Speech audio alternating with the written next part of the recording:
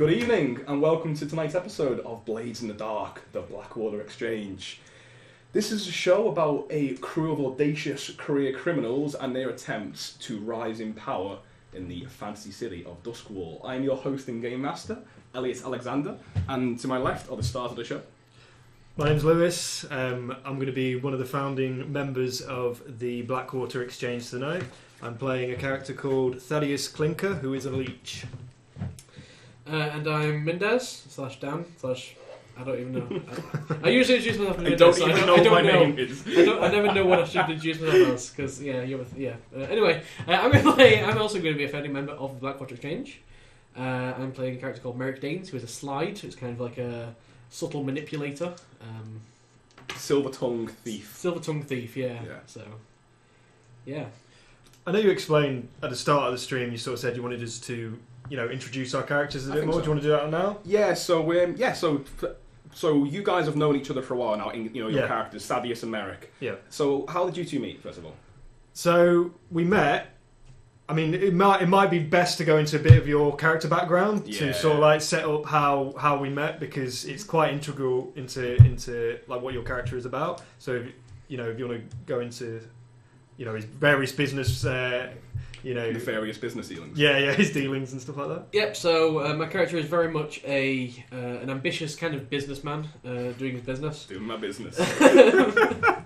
He's from far off land of Eruvia. He's a Ruvian, and he came over to Doskvol, and pretty much since then he's been on he's launched quite a few like enterprising business models, including like the stuff like smuggler agencies and like a cult at one point. And cult. I love that. He just started a cult purely for profit. Yeah. It was, he wants money. He's charismatic. He's got away with words. He starts a cult. Oh yeah, absolutely. Of course you do.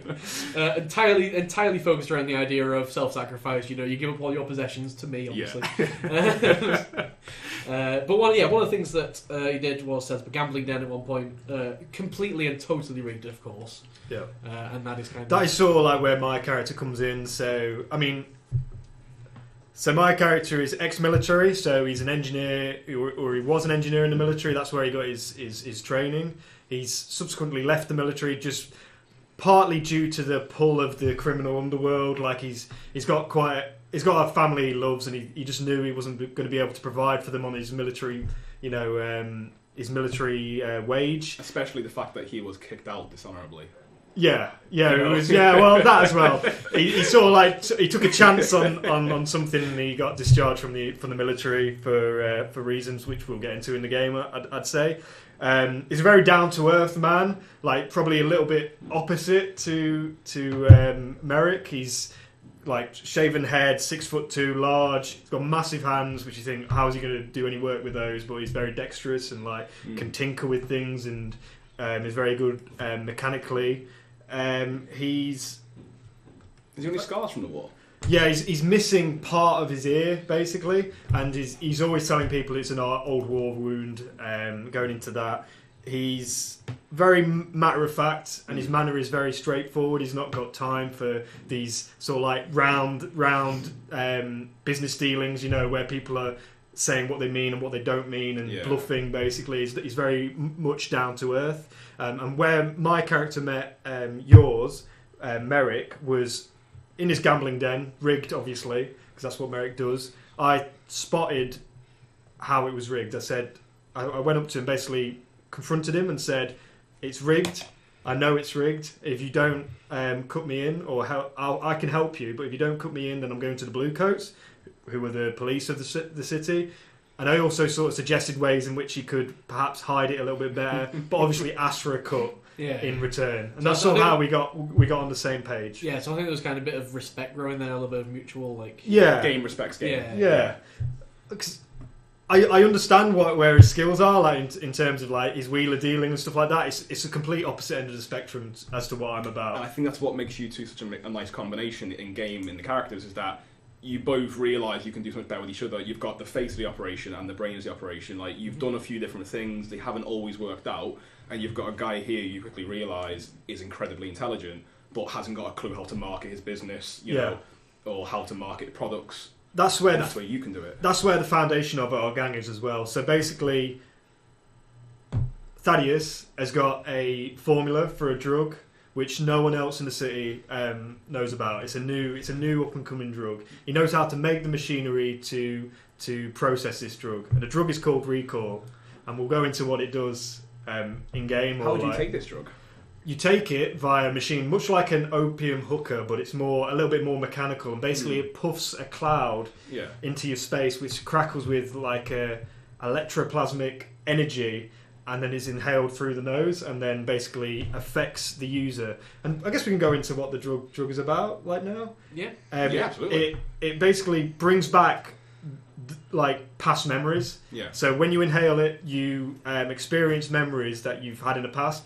Mainly good. Like if it's a good, mainly good. It's mainly good. So if you're on a good trip, then it's going to affect you positively, and like you're going to think of the happiest moment in your life where you're holding your newborn son or something like that. Yeah. Something that's just when you're in a point of like ecstatic release, basically. Yeah, like day of your marriage, something like that. You know. If it's a bad hook, and I'm not saying it happens 10% of the time or this is anything like that. This is the salesman coming out immediately. Yeah. Like, please note, there may be adverse side effects. If it's a bad hook, it's obviously when you're at your lowest point, so relative dies or something like that. And basically that's the drug which Thadeus has developed himself. He needs help to sell it. And this is where Merrick comes in. This is where he's going to go out, he's going to sell the drug, and he's going to get people to come back to our den. Because at the minute, that's where we're working out of. We're working out of a tailor's shop called the Silken Noose. I mean, and shops are generous words. Like, I mean, this is like this shop which is on Blackwater Street, hence why you guys call it the Blackwater Exchange,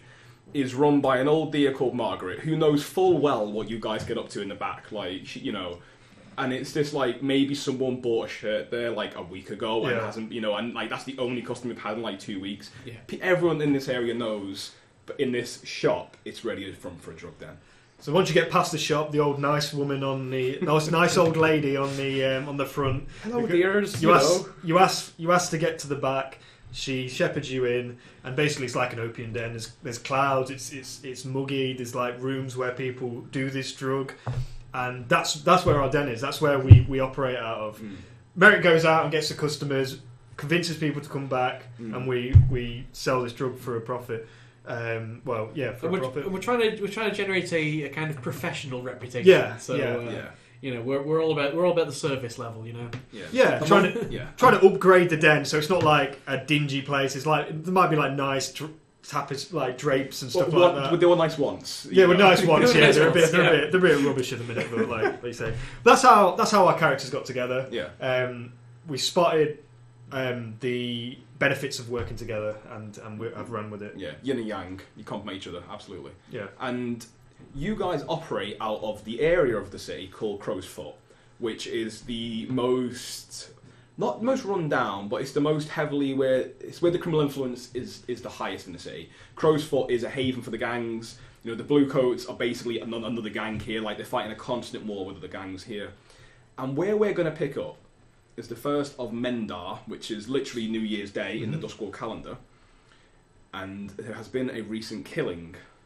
So, the biggest and nastiest gang in the area, they're called the Crows, who rule Crow's Foot, their leader Rorik has died, and no one really knows how, and he died a week ago, and he was murdered. That much is everywhere. That's what all the stories seem to agree on. Now, the stories go, the second in command of the Crows, Lissa, who's known to be quite a fucking ruthless bitch, with all respect, but she probably take that as a compliment, killed him. She killed him to take control of the gang. And there is a bit of an internal power struggle now in the Crows, where you've got people who were loyal to Rorik, who believe this, and aren't so loyal to Lissa, and then you've got Lissa's crew, who see it as, well, she's the leader, and we don't want the gang to split, so we have to follow her, whether we agree or not, So there's a bit of a schism there. The crucial thing with Rorik's death is Rorik had brokered a peace between the two other major players in the area. That's the Red Sashes and the Lampblacks. Now, everyone pays up to the Crows. No one fucks with the Crows because the Crows are the hardest gang there is. Indeed, you guys actually pay off the Crows. You guys took over the Silken Noose, the shop, the appropriately named shop where you guys operate out of. and you pay the crows a cut of your profits Yeah. to for them basically to keep you protection that you're allowed to work there. They weren't doing anything with the area. You proposition Rorik, we've got a drug, we can make some money here if you let us sell it. We'll give you a cut. He agreed. Whether that deal still holds at the crows with Rorik's death, you don't know. But no one's come for you since, and it seems like for you guys at least it's business as usual. However, the peace between the Lampblacks and Red Sashes is faltering to the point that there have been killings and there's a bit of a war going on. The crows are distracted by their own internal power struggle, and the Lampblacks and the Red Sashes are going at it now properly head to head.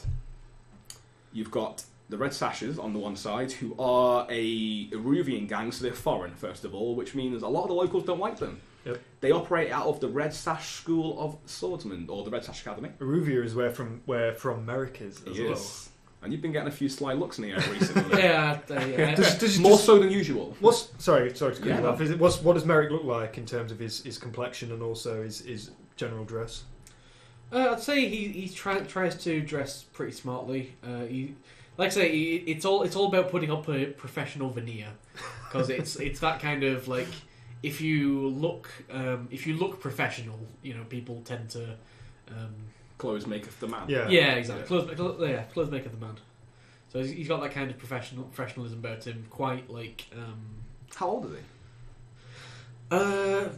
Probably late 20s or so.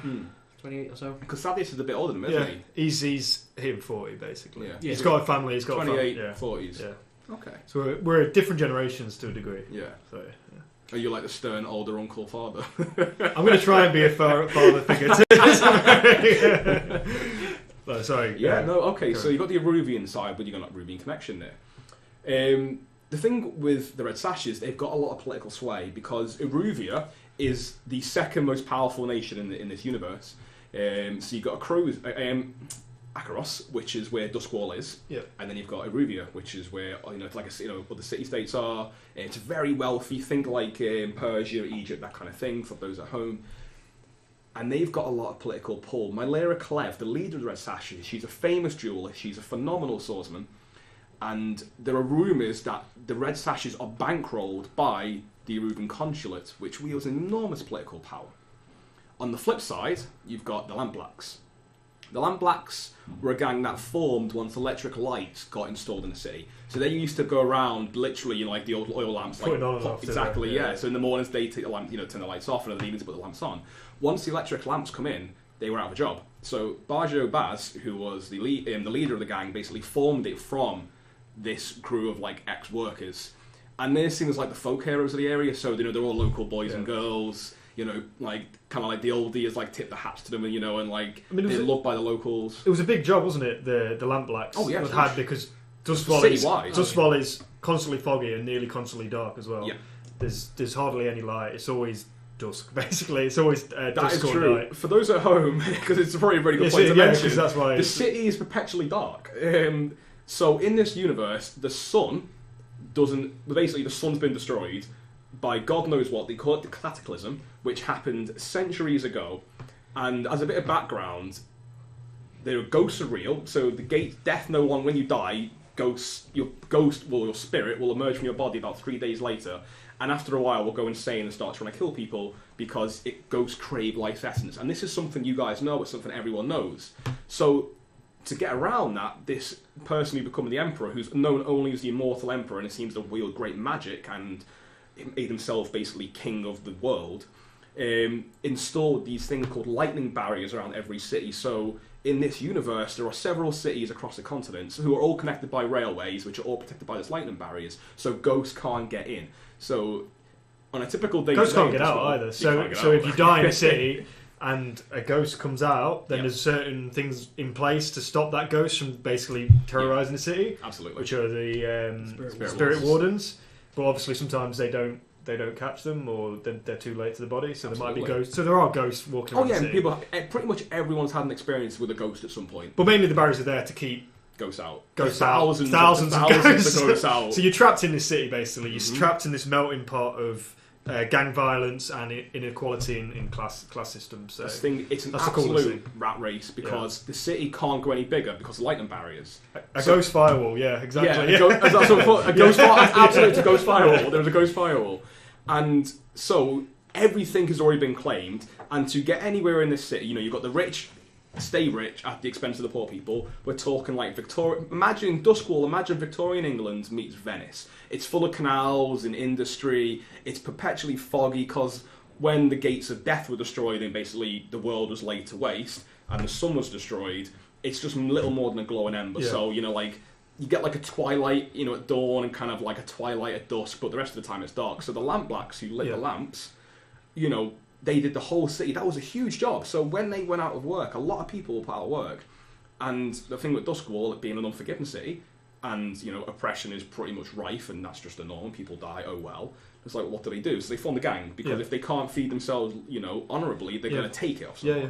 So that's where you guys come in, and a week after Rorik's death, you get a message from Barjo Baz, the leader of the Lampblacks, calling you into his warehouse. How does this message propagate? You get a letter. Is it dropped off at the old woman, or is it? It is, yeah. So she comes in what's her name? Margaret. Okay. Margaret. Yes. She's a little old dear, think of like the sweetest kind of grandmotherly figure you can think of. That's her. Like, you guys know her from, like, especially you, being from Doskvol. You know her from years ago, and it's one of those people like who seems to be perpetually old. Like, she was old when you were young, and she hasn't changed in like 30, 20, 30, whatever years. Does she count as a gang member? No. I'm just trying to think, like, what sort of recruit her. Yeah, I'm going to say, like, yes, in the sense that she knows what you guys get up to, and she's totally, like, she's got no problem. She's like, oh, boys will be boys. You make them making. Does she like to smoke of the recall as well? No, she's totally doesn't touch it. No, but boys will be boys. But she's I feel like the kind of person everyone in the area knows not to fuck with her though. Yeah, it's one of those people like no one robs the shop. I mean, there's no money in there anyway, right? But like no one robs the shop. And she's just like this, local, everyone lets on, hello Margaret, how are you? But, she absolutely, she got up to some shit in her youth, right, to just turn a blind eye to this drug dealing business. God knows what she did, but she got up to some shit. You can just tell. Okay. It's like that, I've got stories, I could tell you all one day kind of thing. Yeah. So she comes into the store one day, and do you guys lock up for an evening? Or, do you actually operate opening hours, or is it kind of like 24/7? I think we're the only 24/7 tailors. I think we're the only 24/7 tailors. Like, you're busier of a night. It's just one of those things that makes us look even more like just a drug dealer. Like you walk past the main street, and our shop is like down an alley basically. Yeah. And for some reason, even in the dead of night, like 12 o'clock at night, you can just see like the shop illuminated, you're like, what is going on down there? Like some guy scratching his arm, walks in have got any of them shirts? I need a new tie at 1 o'clock in the morning. Yeah. I mean, that's a good point. I'd say the addictive nature of our drug is that you can't. It's like heroin. It's like you can't get a better feeling than the best feeling you've ever had in your life. No, absolutely not. So that's what brings people back. That's the hook at the end of the day. And the thing with Doskvol, because of the ghost firewall, the only way you can go anywhere in the world is to another city. There is no, going to the country or having a day out, because you've got about 10 to 20 cities in the world, all connected by rail, and that's it. You can't go anywhere. You can't escape. Everyone in Doskvol craves escape. Yeah. Because, buildings are stacked up of buildings. There's not enough room for everyone. So where do they turn to get this? Because most people can't afford to travel to other cities. They turn to the likes of you. And that's why it's so profitable. Exactly. You prey on the need for escape, on the absolute destitute, the hopeless, and I'm sure you guys feel good about it and sleep great at night. Yeah. So if it wasn't us, someone would. That's my justification. What a great service to bring to the city, though. Absolutely. Escape. At the end of the day, it's all right. You make these people who have got nothing to live for feel good. At least, if only for a time, you make them feel good. First taste is free. Come back from 1 out of 10 trips, maybe bad. Sorry, that's in small print, on the terms and conditions. Right. Okay. So. As you come in one day, what time you turn up to the den this day? It's a 7th of Mendar now, so it's exactly 1 week since Rod's been killed. So there's actually room in our den for a small workshop, and I feel that is where Thadeus will be during the day. Yeah. When he's not with his family at night, yeah. Or during the evening, he really does like to make things and put things together and fix things, or maintain the machines which are already there, because you need to use a machine to do this drug. Yeah. So he will be at the den in his workshop having the time of his life. And that's crucial. The fact that you need machines to use this drug is what makes it unique to your gang. Yeah. Only Thadeus knows how to make this drug. Yeah. So it can't be easily copied. Yeah. It's a well-held secret. He's not telling people how to do it, and he's not telling people where he learned how to do it. And you're not yet famous or powerful enough that other people are going to try and take it off you. Because there are other drugs in the city. It's a new drug and, hasn't yet got the notoriety or the pizzazz where other gangs are going to start taking it off you yet. Yes. Because that's what we're trying to do. We are trying to get it to that level, but honestly, we're the new kids on the block. Day one. We're here. So yeah, that's where I'd be. I'm sure. Where would Merrick be at this time? I feel like during the day at least, it's probably like because the gang is literally just us two at the moment. We don't have anyone else to do all the little things and things like that. So I'm probably just like cleaning up the den, putting up new signage, things like that. Yeah. Just try and get the place looking a bit more professional. Yeah. Professional is always the word. Okay, so you get a knock on the door. And it's that knock with the door immediately open. It's just that I'm coming in. Yeah. And Margaret sticks her head in, and kind of like a white girl's kind of comes out. She's like, boy, you have a letter. And she's like, I'll just leave it on the desk here for you. I'm just going to go back to the shop and close the door. And as you pick the letter up... Thank you, Margaret. Thank you, Margaret. It's a letter from Barjo Baz. The leader of the Lampblacks. The leader of the Lampblacks. And it merely says, at your earliest convenience, he would like you to call upon him at his warehouse. Now, his warehouse, it's just called the warehouse, is where the Lampblacks operate out of. It's their lair, it's their fortress. Mm-hmm. And he's asked you to come. Nothing else, and it's just signed Barjo Baz. And it's handwritten as well, and it looks like it's been hand-delivered. We'd know all about the escalating. Yes. You guys are scoundrels. You are part of the underworld. You live in the roughest part of the city, which is Crow's Fort, where gang.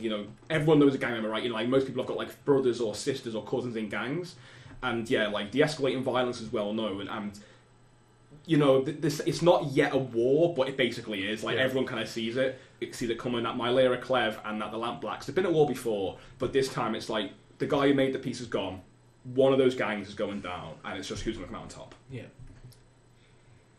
At least that's the public opinion. Maybe there's not room for a third gang to step into that power vacuum. But we'll see. So you got a letter from Barjo Baz asking you to call upon him. Barjo Baz. Have you ever met that bloke, Merrick? Haven't heard of him, though. I've met him. I've met all those fucking Lampblacks. Common as muck, just like me. I like them. They're good people, down to earth. Sounds like you get along with them. Yeah. I wonder what he wants. We don't have any corner in the fight between the Lampblacks and the Red Sashes. No. It is somewhat ominous and worrying. Hope it's not bad for business. Well, business hasn't been exactly great nowadays, has it? No. Need to start to pick it up. Yeah, the problem with preying on the kind of the weak and the hopeless is they haven't got a lot of money. Yeah, you can't. And eventually it starts to run out. Charge much. Does he ask for a particular time or a place? No, he just says your earliest convenience at his warehouse. So you are stepping into his territory and his lair. Your gang is 2 people. Their gang's probably around 30. I don't think he feels either way against us. I say we sure honour hope not. I say we honour his call. Yeah. When is the question? We don't want to be too eager, do we? No, probably not for the best. Tomorrow? Let's give it a couple of days. Couple of days. Yeah. Make them wait. Yeah, let's make it wait. Let's go on our terms. It's our earliest convenience after all. I'm quite busy today. You want to see something cool, Merrick? Go on. It's this... You've been inventing? Yeah. This weapon I've been working on. It's those batons the blue coats have? The ones that extend. You ever been hit by one of them? I try not to be, but I have in the past. It fucking hurts. I try not to make it fucking hurts, doesn't it, Merrick? Well, imagine that pain, but 100 times worse. Sparkcraft in one of those batons. Can you imagine that? You don't have to. I've made it. When you said you'd have to, I thought you were going to hit him. Yeah, exactly. You don't have to. Here's how it feels. And I spread out the plans. I beckon him into my workshop and I spread out the plans and show him basically what it is. And it's a retractable baton which can be easily hidden. You get it out, whip it out, and basically when you hit someone, it pulses spark, craft energy or electric energy basically through the unlucky recipient of the hit. I like it. Yeah. The only issue with it, you notice, is looking at it, and you've learned a bit off Thadeus. You're not at the same level he is, but you've learned a bit of engineering knowledge. You've soaked it up. You see two things. At first, it will need charging. It's basically battery powered or elasmoplasmic battery powered. Yeah, electroplasmic. Yeah. That's now a word. Yeah. And the second thing is, you're not sure how reliable it'll be. It'll definitely give a jolt. It's definitely going to work. It possibly might spike sometimes to the point that it might, shock the user a little bit as well. Yeah. You're like, yeah. Yeah. Maybe with better tools and better equipment, you could definitely modify that. The battery power pack you're always going to need, but you can make it more reliable in the future. But it's going to fucking sting. It's going to hurt. Yeah. It's really going to hurt. I mean, yeah. Okay, that's cool. Yeah. So basically, what you're saying is it's unreliable and it's going to have some ammo to it. Yes, and exactly. it's going to need recharging. Yeah. Okay, that's cool. And you've built one of these already. It's not just the plans. No, it's just the plans, Merrick. I need to build. I need time to build them. Okay. Fine. He's clearly excited. Clearly. Maybe we wait until I build one of these before we go up against Bajo Baz. I was just thinking that might be. Well, I don't think it will take. I don't think it. I feel like taking weapons into their area. I don't think we'd necessarily be at much more of an advantage than going unarmed. Oh, I could take on 30 men with this baton, Merrick. Hey, if that's what you want to just go on your 30 own. men Is with what guns. I'm thinking. Did I tell you about when I took on 30 men off in Scotland? Did I tell you? Please regale me with tales. I'll just get back to doing this. I've heard this 100 times. Basically, Thaddeus goes absolutely. into one of his stories Merrick has heard probably 5 times in the 6 months he's met him. Is it one of those stories that when you first told it, there was 20 guys, and now there's 28, and now there's 30 of them. Yeah. It's just increased. Yeah. So I think we're in agreement. We're going to leave it a couple of days, and then we'll probably just accept Bajo Baz's invitation and go straight to his base. Do you bring the letter with you when you go, or do you just walk up? I think we would probably take the letter as some sort of insurance or proof, because we are literally nobodies. Yeah. So they wouldn't. It's harsh, but it's true. Yeah, we are nobodies. At the moment, you are nobodies. Yeah. I mean, he might get some recognition. You're not a nobody, but you have a strained relationship with your father, who is somebody. But it's the fact it's quite a distant and strained relationship. Your father is, in fact, quite well off. Yeah. But very, very upset with you. So do you want to tell us who your father is? Do you want to tell us who your father is, Merrick? Well, my father is like an Eruvian Leviathan hunter. Yes. Captain. Leviathan hunters in this world are some of the most famous, ruthless, and powerful people. The city runs, the lightning barriers that fuel the city, it runs on electroplasm, which is the essence of a spirit. So when a ghost is destroyed or somehow killed, which they can be killed, that's the residue that's left behind. Electroplasm is also the blood of demons. Demons exist in this world.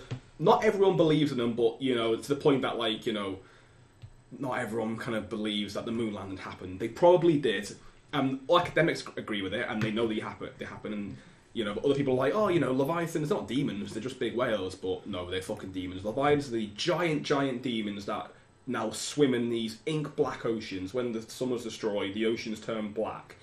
And when you look into the ocean, you can see constellations far below the water. It's extremely disorientating. Some people can't hack it and go insane. So Leviathan hunters literally sail these ink black seas, hunting demons the size of small mansions, bigger than whales. These ships are the size of a city block. And of course, people who control them are very powerful because that's a fucking army, basically. A crew, like a military crew at their beck and call. The ships are very powerful. They cost so much to maintain, but they bring in the vital fuel that keeps every city alive. If there was no Leviathan blood, if there was no electroplasm, the city eventually would run out of fuel and it would perish. So it's kind of a very political kind of position. that's exactly it. They're powerful politically, yeah. They haven't got any allegiances really as well. They're sort of like very high, a sort of high position, but in a weird offshoot. So they're also kind of like, you know, like a brotherhood unto their own. Yeah. You know, you have like an Eruvian, you know, Leviathan hunter, and an Acrosian Leviathan hunter, and a Severosi Leviathan hunter, and they will have probably more loyalty, you know, depends on the captain, to their own, to the Leviathan hunter brothers and their own nations or their own people, because it's kind of like, I've seen shit, man, like you wouldn't understand it, you know. So your father's one of them. So yeah, that's not necessarily a relation that I like would ever advertise or would ever like want to, would ever bring up or would ever really like fall back on. Kind of like it's not like I'd go to him for asking for help on anything or anything. No. Like we're not close at all. At all. Yeah. So you are nobody, but there's that tenuous link in your past somewhere hidden far below the you know, shame and time that maybe you could have been somebody. Or maybe you will. So as you guys are leaving the store, Margaret says, "Bye, boys. You know, have fun. Take care. Be careful." See you, Margaret. Yeah, have fun, Margaret. You know, she's like, "Always do." As you walk out the door. So you make your way to Barjo Baz's warehouse. His warehouse is on the edge of Crow's Foot. It's you know, you're walking down the dim lit streets. What time are you going there? Probably morning. Probably mid-morning. Yeah. Not too long after. Get him early before lunch. It's kind of like what, like 10 a.m? Yeah. Around 10. Okay, cool. It's about 10 a.m. So the blind hours pass, which is the first hour of the working day, like 8 till 9, where fog rolls into the city from the sea, and everyone kind of, you know, can't really see what troubles up. So most people have gone about the day. You know, the typical sound of industry are happening. You know, you walk through the street, you hear the sounds of hammers and anvils, people crying out for the wares for the day in market stalls. And as you start to walk into the industrial part of Crow's Foot, salt and the ash clouds kind of coming from the workhouses nearby, you see the Lamblacks coal factory, because they still use coal, and that's part of the industry they have. It's about 2 streets away, and it's this imposing building. It's big open front, big warehouse doors where trucks can come in and out. Not trucks, but like carriages, large carriages kind of come in and out, you know, and have big, you know, the bags of coal on it. There's people milling about, and you start to see lampblacks who do tend to dress with a very distinctive long black coat. Okay. And some of them wear kind of like bowler hats. Not all of them, but you know, a lot of them do. And you start to see those kind of guys on street corners, and they don't do anything as you approach, but they just clock you. You know, you guys, you know who you are, or they've been told at least to keep an eye out for you. Your description certainly. It's not every day you see an Eruvian dressed the way you are in this part of the city, much less accompanied with an Acrosian. I'll nudge Merrick and go, You could have dressed down for this meeting, you know. I told you about Barjo. We don't necessarily know what he wants. It could be a business meeting. It is always important to look respectable. I imagine Merrick's got a briefcase everywhere he goes. Oh yeah. Empty. It's empty. But he's always got it.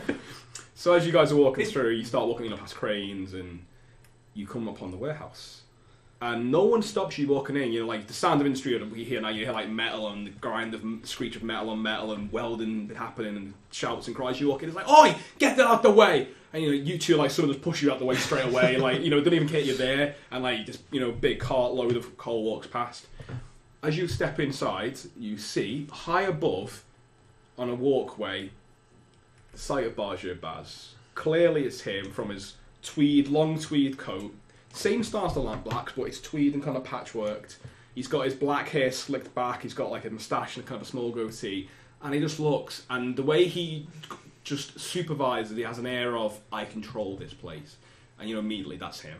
Mm. And he sees you two, clearly not dressed like Lampblacks, and as you walk in, immediately clocks you, and he just gestures up, and a couple of the Lampblacks, who now inside the warehouse have rifles and pistols, clearly open carrying. You know, there's no blue coats, there's no law here, they are the law here. Yeah. Just kind of look at you guys, and one of them immediately walks over to you and doesn't say a word and just gestures you to follow him. The Lampblack leads you up the side. There's side stairs, goes up above, and you can see now this is a great place for a leader to have. You couldn't surprise Barjo coming in that entrance. He sees everything. This second story office has clear view of the hall below. And you've probably seen about 15 Lampblacks while you're in here. No one's making any threatening moves. It's just this is clearly their territory. Yeah.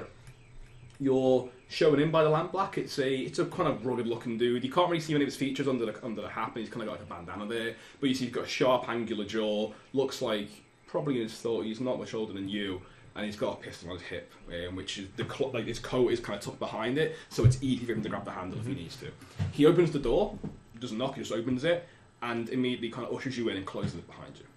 Is it just us three in a room? It is. As you look in straight away, you see Barjo, who seems to feel quite comfortable in this area at least, is sat behind a large mahogany desk. He's kind of, and it's... The office is a far cry from the industrial outside. Where you got the industry of the warehouse happening, this office is... It's not noble, but it's someone who's got aspirations of being so. It's got a bookshelf with, large leather-bound tomes. It's got a globe in the corner. It's got, notice one thing it has got is several bottles of whiskey and a few decanters. This is clearly a man who likes to drink, and a few cigars. So it's someone who likes a taste of the good life and is clearly trying to work towards it. But despite underneath this veneer, it's kind of got like the carpet, which looks gorgeous. You see, it's actually frayed in some of the corners, like it's clearly old. You sit down at the desk. There's two nice chairs there. They're not as comfy as they first looked. And there's a few scars on the desk, looks like knife marks. Is that blood stains? You're not sure. Yeah, that kind of thing. Thaddeus presents his hand as to go and shake his hand and says, "Barjo, Baz, we met before, And Barjo takes it. Yeah, gives it a firm shake. As you shake his hand, you can see as his collar rises up on his arm, you can see military tattoos basically. Okay. So like the Emperor's crest, with like a company number and various other sort of adornments which he's got from his military sort of career, his military history tag. Yeah, it's like his. So so how people get badges or what do they call it, badges of honor or medals. Sorry, badges of honor. You've been the best soldier today. You get the badge of honor. You get to sew it on. Yeah. Do you get a badge for participating? What are the lines called? I know what you mean. Yeah, it's like ranks and distinctions. Stripes. Yeah. But basically, instead of wearing them on, because he can't wear them on his uniform anymore, he's basically tattooed them on his body. Oh, okay. So he's got as he shakes his hand, it's not like he's showing them off or anything, but it's just just see it. It's a bit of flavour for his character. That's what you see when he shakes his hand. Yeah. We met at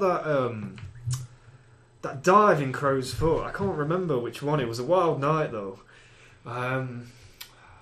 No, it passes me by the name of it. And he looks at you, the kind of quizzical look. Right, shithole. You just described half a Crow's Foot there, mate. So, too right. I'm not gonna lie, I don't remember you, but no, why don't would take you? it personally. Why would you? A bit of the old sauce, and he can't gestures to the whiskey bottles. Makes anyone's memory a bit fuzzy. Well, this is a beautiful, heartfelt reunion. Banjo Baz, I presume we got your invitation. And he just shake your hand as you hold out. He goes, I would offer you a seat, lads, but you've already sat down, so well, thank you for coming in. I'm going to cut straight to it. I'm sure you are no strangers to the recent news, the open hostilities between ourselves and the Red Sashes. No, we've tried to keep our heads out of it. Just get on with our business. You're a businessman. Certainly. You're doing your business. We are doing our business. That's what I like to hear. I'm doing my business. Good. The problem is my business is interfered with by the Red Sashes. And my business is a business of Crow's Foot, where you guys operate. Unfortunately, lads, there's no real sitting on the fence in this one. If you haven't already, the Red Sashes, I've got no doubt, will be talking to you. So I don't know what you guys are doing. I know you operate Silk and Noose, isn't it? You heard of it though? I got eyes and ears around. It's important to know what's going on. I like what you're doing. You've heard of our product then? I know you guys do a drug. I don't know what it is. But I know you got... well, I'm presuming it's a drug. Either that or you've got some strange-looking customers shopping at all hours. Not sure. I think the white ties at midnight. We're the first 24-hour tailors, you see. Is that what it is? Yeah. Tailor's Eye. Yeah. Interesting name, Silk and Noose. It was adopted. Nice. Not when you come to yourselves. No. Oh, okay. Well, and he goes to the side now and steps up and gets a whiskey and pours himself one. He offers you guys a drink, lads. Life's for living, after all. I'll nod. Absolutely, please. Okay, yeah. Pours from the same one. Sets two down in front of you. Clinks your cheers. Next it in one go. I'll knock it back, I'll do the same. I'll just sip at mine. Fucking burns. Yeah, I imagine. It's in a nice decanter. Yeah, it is not good whiskey. Yes. I'll ask him. How'd you hear about us? Oh, mostly when competition's on the scene. Not that I mind what you're doing. You know, you're making something out of. You're not impacted on my business. If you were, I would have told you about it a lot sooner ago. But What business are the blacks in? so they're in a couple. So drugs, Okay. protection, Yeah. and racketeering. That's Okay. their main three. They've got turf where they basically local businesses pay up to them. They do deal on various street corners. Yeah. Not in their own turf per se. They tend to go out a little bit, and that's where a lot of the friction of the sashes comes. Yeah. And then racketeering as well, so they have kind of like gambling dens and kind of run Okay. Cool. gambling shows, that kind of thing. Cool. But he is a drug dealer. Okay.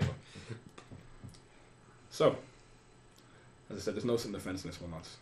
If they haven't already, the red sashes are going to ask you because, let's face it, we're both firing every fucking gun hand in the city at the moment. It's an open call to arms, and it's it's not going to end quietly, this one. There's going to be some blood in the streets, more than there usually is. So I've come to ask you help. I want to know what side you're on. Well, we haven't chosen a side yet, have we, Merrick? No.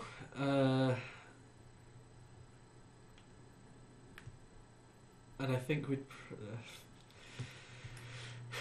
rather not. I appreciate that, so... Look, it was me. We're from the same town. We're both from Doskvol. I've got your back on this one. I don't want to be tying up with those namdy-pamdy Erudians. Present company excluded. He's alright. He's alright. Yeah. Those are the rest of them you can't stand, is that it? Oh yeah. Those red sashes. Well, I've got no problem with the Rubians. It's just the gang I don't like. Mostly because, you know, they try and fucking kill me, you know. So I feel like my distaste for them is well justified. I'll tell you what we want. What do you want? We need turf. We need some space to operate in. You've seen, you know where we are. You've seen our setup at the You're on minute. Blackwater Street, aren't you? That's correct. We are the Blackwater Exchange. We need to spread out. We need to get our product into different markets. Is that Certainly do. what we have? Markets, is it? Yeah. Absolutely. Yeah, Yes, okay. I have taught you well. And he laughs at that. He does kind of smile and goes, Diversify. I see he's the brains then of the operation. He's got the business know-how. You see. Okay. Oh, he is. But yeah, that's what we want. Mm. I know. I'm just interested to know what you want. Well, I've got a new product I want you to shift. You shift it, and I'll give you give me a cut of the profits. And we'll use that money to fight the rest ashes. I feel that with your operation, you don't impact on my turf, so it'll be nice win-win. You guys get a bit extra cash, coin in your pocket, maybe you can hire some men. And I get extra coin from a district I have no control over, as much as it pains me to say. So, I give you a product, put your own hole for a little bit, and you kick some of that back to me. I supply, you sell. What's the product? It's called Spark. It's just a quick hit. It's pretty cheap manufacture, but cheap but plentiful. Blue collars aren't too bothered with it because, well, let's face it, lads. It's fucking degenerates and whoremongers who take them, so they're not too bothered if those guys overdose. But the key selling point with it doesn't last very long. So it's cheap. So they have to keep coming back for more. Very often. Your tailor shop be the busiest one in town, trust me. Well, it's always good to have one or two products on the market, isn't it? Certainly, and maybe that will get people in for the more expensive stuff. Diversify, lads. Diversify. I think they call that a gateway drug, don't they? There you go. Good business I practice. like it. Like it. There you go. Gateway drugs, like. So I'll give you the gateway, and then once you've got the people locked in, whatever, you can do whatever it is you do with them. I'm personally all for your suggestion and the opportunity to work with you, Barjo. Sounds like a good... I like to hear this, lads. This is good news. What about you, Mr. Ruvian? I assume this comes with some exclusivity arrangement. Of course. I supply, you sell. That's it. No one else. And I know how much I'll be giving to you, so expect a full payment in return. And the exclusivity on our side would extend just to the red sashes. What do you mean by that? And he's got a quizzical look on his face now. You see, he's got a charm, kind of friendly demeanour, but when it comes to that, his eyes narrow just a little bit. And it's just like, Well, I mean, we find ourselves in business dealings fairly often. This is a great business opportunity you present us with. It is. Other gangs may present us with other opportunities. They might. But no, this would be between us. I don't mind you working with other gangs, lads. We're not getting to a marriage now, are we? Of course.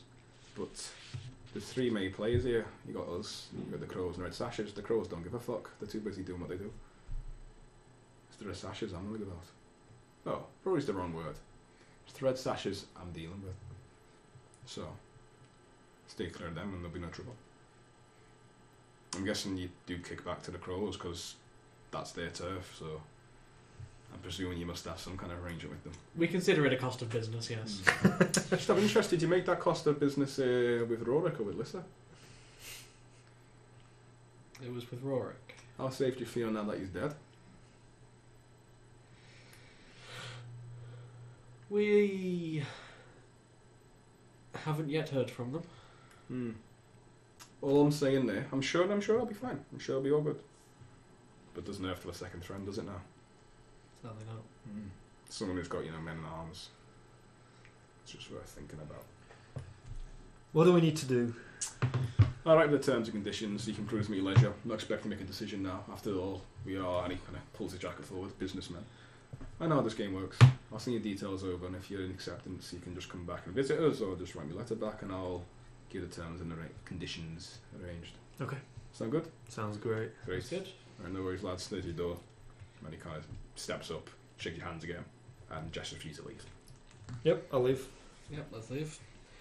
As you guys walk out of the warehouse, the sound of your foot falls on the metal clank on the stairs. Straight away the same Black was waiting in, took you in, takes you out, and he just it takes you right to the big entrance. You have to kind of duck out the way of a big horse and cart coming in with a load of coal. He kind of gestures you to the side. He gestures you to leave, but he watches you go. He makes sure you leave. And as you walk down the streets back to the centre of Crow's Foot, you're walking through one of the less busy streets. It'll probably be around, by the time you've walked there and got back to the city centre, probably about 11:30 now. You see an Arubian looking at you, just sitting on the corner, just leaning against the lamppost, just looking at you.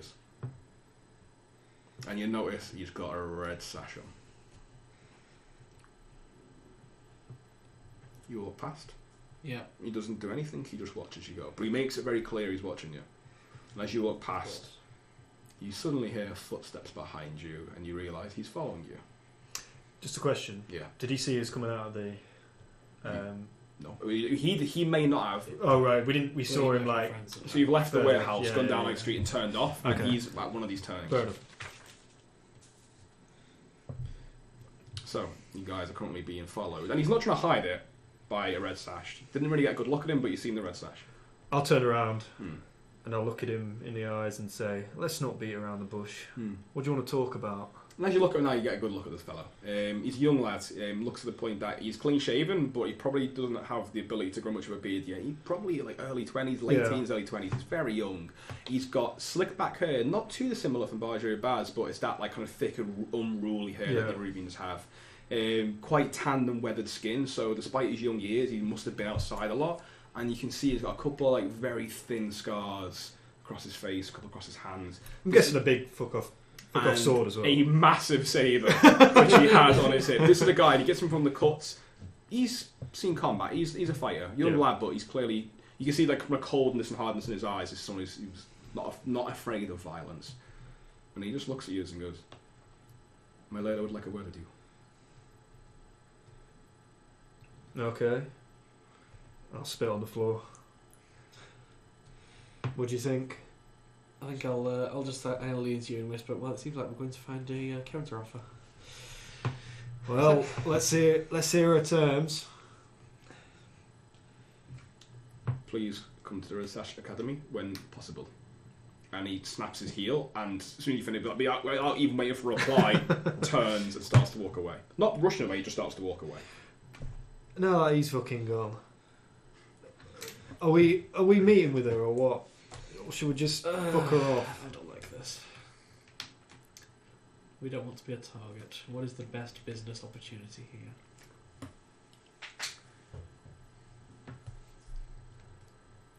What do we know about Mylera? What do you know about like the Red Sashes? Like, what reputation do they have? So the Red Sashes have a professional reputation because they run a sword school which is known to be very fucking good. Like, it's respected. It is absolutely respected. It's an ancient Eruvian sword arts, but they've expanded into criminal enterprises.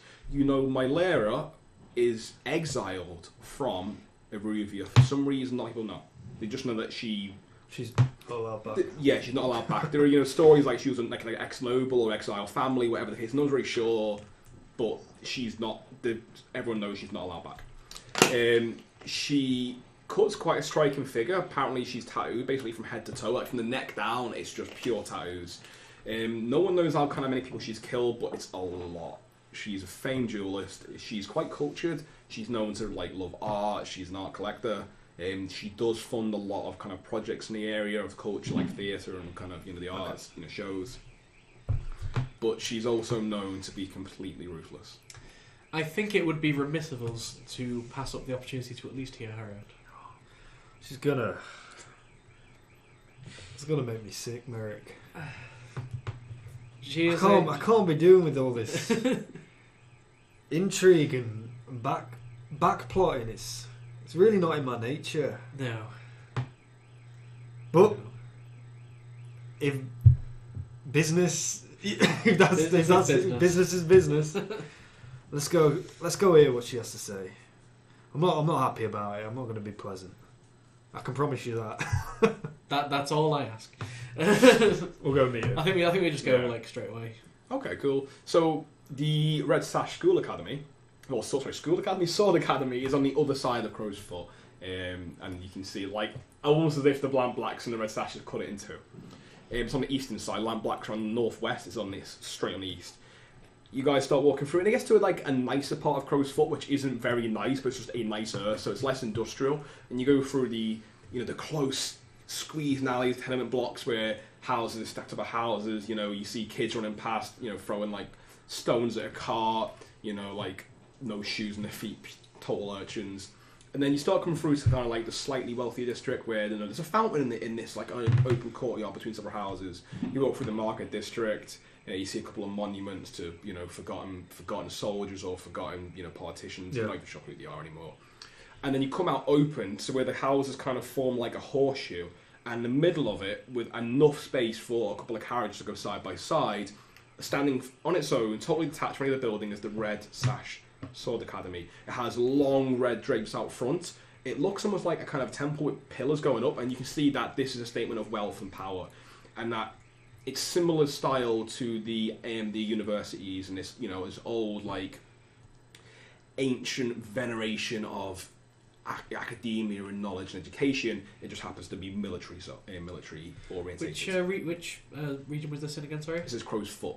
Still Crow's Foot, but it's on the very eastern side, on the way to Charter Hall. Charter Hall being where much of the offices and the government business are. You can see how the city's transitioning towards that, but it's still in Crow's Foot. The steps are wide steps, probably about 20 foot wide, about 5 foot deep, and as you step up, it's a couple of steps go up each step. You see a couple of Eruvians standing outside, and they seem to stand there, almost like the Buckingham Palace guard, just stand there, facing straight ahead, and you're not sure if it's to greet visitors, because if there is to do that, they're doing a very bad job, because they do not greet you. They just stare straight ahead as you guys walk up the steps. I think I'll nudge you, and I'll point at him this is the end goal. This is the professionalism that we want. None of that warehouse stuff. The door you see is partially ajar, so as you push on it, there's these big, thick oaken doors, carved square panels, and as you pushing the doors, it's a long red carpet, and the theme red here is very strong. Leads right through the centre of the academy. Up another set of marble-looking steps from this distance, which curves around as some kind of opposite top. You see rooms go off every direction, every few feet left and right, and you see large pillars with the red sashes, drapes hanging down floor to ceiling. And the symbol of the red sashes is a circular kind of badge with the sword, the traditional sabre, the Eruvian sword going through it.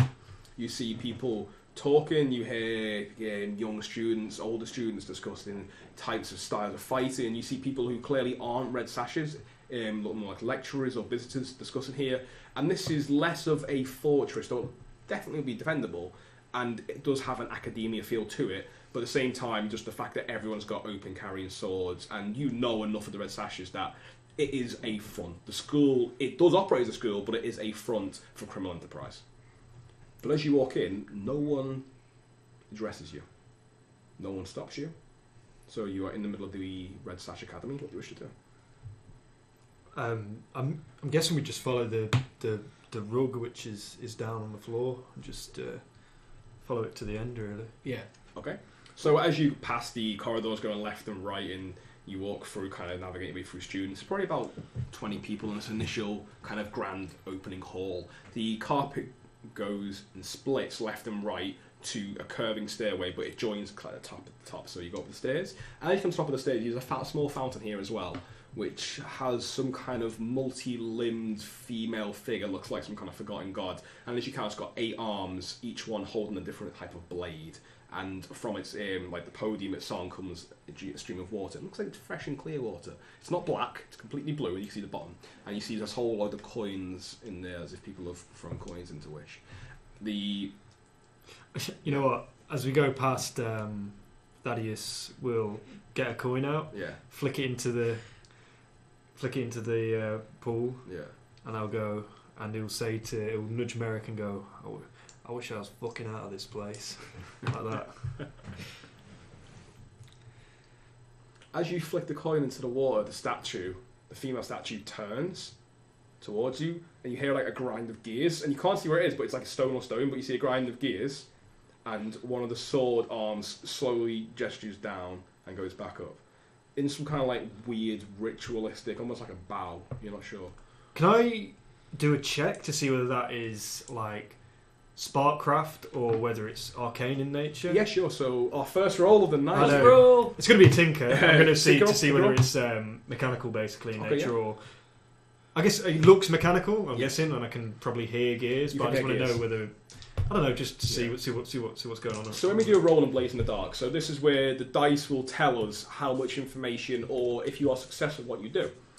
We have position and effect. So position and effect, just quickly for those at home. Position is how safe the action is. Controlled, risky, or desperate. That's how bad, if something bad happens, it will be. And then the effect is how good the good thing will be. So the position here is controlled. You are looking at a statue. There is no immediate danger you are aware of. If I was aware of it, I'd tell you, or maybe I wouldn't, but I'd say what the roll is. But it's definitely controlled. The effect will be standard. You've got great effect, standard, or limited, and then the bottom is 0. You look at a statue, you're educated, you know what you're looking for. It's controlled, standard. It's really funny that this is the first roll, because it's possibly the most boring roll in the history of Blaze in the Dark. Let's find out about that statue! But Thaddeus would be interested in it, and also want to know what's going on with it. It's not immediately apparent, so it's a roll. Okay, so first roll. It is a 4, so I've got a 4 and a 3, but we take the highest one, which is a 4, so that is partial success. Partial success. So complication occurs, harm, none of those. So it's a starts partial success. Yeah. You can't really tell. You know it's gears. Yeah. It doesn't look like a Sparkcraft, but that's about all you get from it. Some kind of gears. It's a limited effect. It's gone from standard to limited to the complication. You'd have to spend more time properly studying it. Okay. But it's the fact that it turns on a podium. You reckon it's got some kind of gear in there, and that it must be well made though, because the gears look so small for the arms to have them in it. To be honest, that single action of the statue noticing there's a coin in there and movement has sort of impressed Thaddeus to a degree. Yeah. And he smiles and nods at him and goes, very impressive. I think I need to just like pull you away. I think you're like, no, this way. In a sense where the coin was hitting the water, it turned to face where the coin was. So it sensed that. Yeah. Okay. I'll make a note of that. Do you want to make one of those for our tailor shop? Hey, it might be in the pipeline, Merrick. So, the carpet turns around the fountain and goes through another set of doors, which clearly is now deep into the academy. And standing there is a extremely tall fellow, probably about 6'6". He wears a deep crimson sash across it, darker red than the ones you've seen before, and he's got furs. Like, it looks like it'd be quite warm in this weather, but he's still wearing it. But it's furs, like fur-lined leather pauldrons, and you get the impression just from the way he's standing and the way he's dressed, this is some kind of position of person of power in the red sashes. He's got stubble beard. He's played the streamer for a few days. He's kind of got like messy hair. He's got deep receding hairlines. And it looks like he's tried to kind of control his hair, but he hasn't really had much luck, and he's kind of cropped it short to do the best he can. And then you see now he's got a couple of real deep scars on his face. His hands, one of them is just literally resting on the sword hilt, but you see he's got two on his left hip. Not one, but two.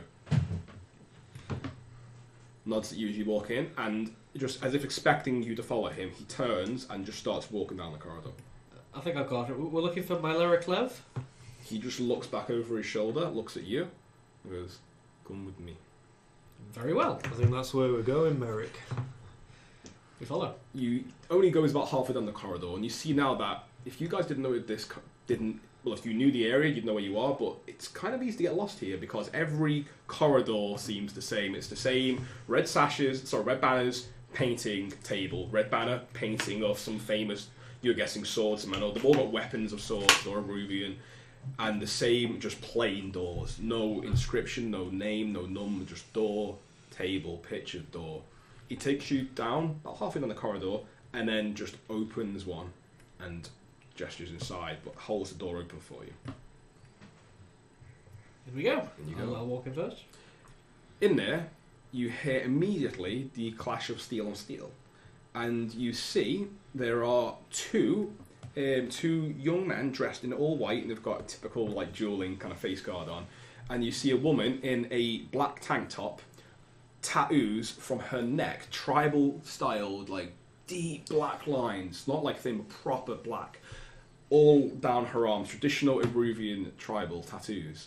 She's wearing like this black tank top and kind of like baggy pants with boots, and she is darting between these two young men so fast, and you see that wherever she hits them with the blade, like a red streak of paint appears. So it's not blood, but it's like where it would have hit them. And you see now there is nowhere in white, so they can see where they're getting struck. And she's the blades are them painted? Both. Yes. Oh, okay, blades have paint on them. Yeah. So at first you're like, oh my god, she's cutting them, and they didn't even seem to react to the blood, and you realise, no, it's paint. Yeah. Okay. And it's obviously some kind of like dulled blade. Yeah. So we see one of the lads goes to like lunge at her, and she just deftly sweeps it aside and just leaves a massive streak right across his chest that would have absolutely slit him in two if it was sharp. You guys stand there for a moment, and you watch just in a matter of seconds, just bang, bang, bang, just make short work of these guys. They both drop their swords to the side, they bow, take off their masks. You realise this, obviously, the fact the blades aren't sharp, you can see it probably would cut if they got too bad a hit and they're trying to protect the face. And they walk off to the side. Mylara sees you guys, and she tells them, "Go, leave us," in a deep Eruvian voice. The guys kind of look at you, they pick up the gear, they don't stop, and they walk out a second door of this large training hall, which is clearly what it is.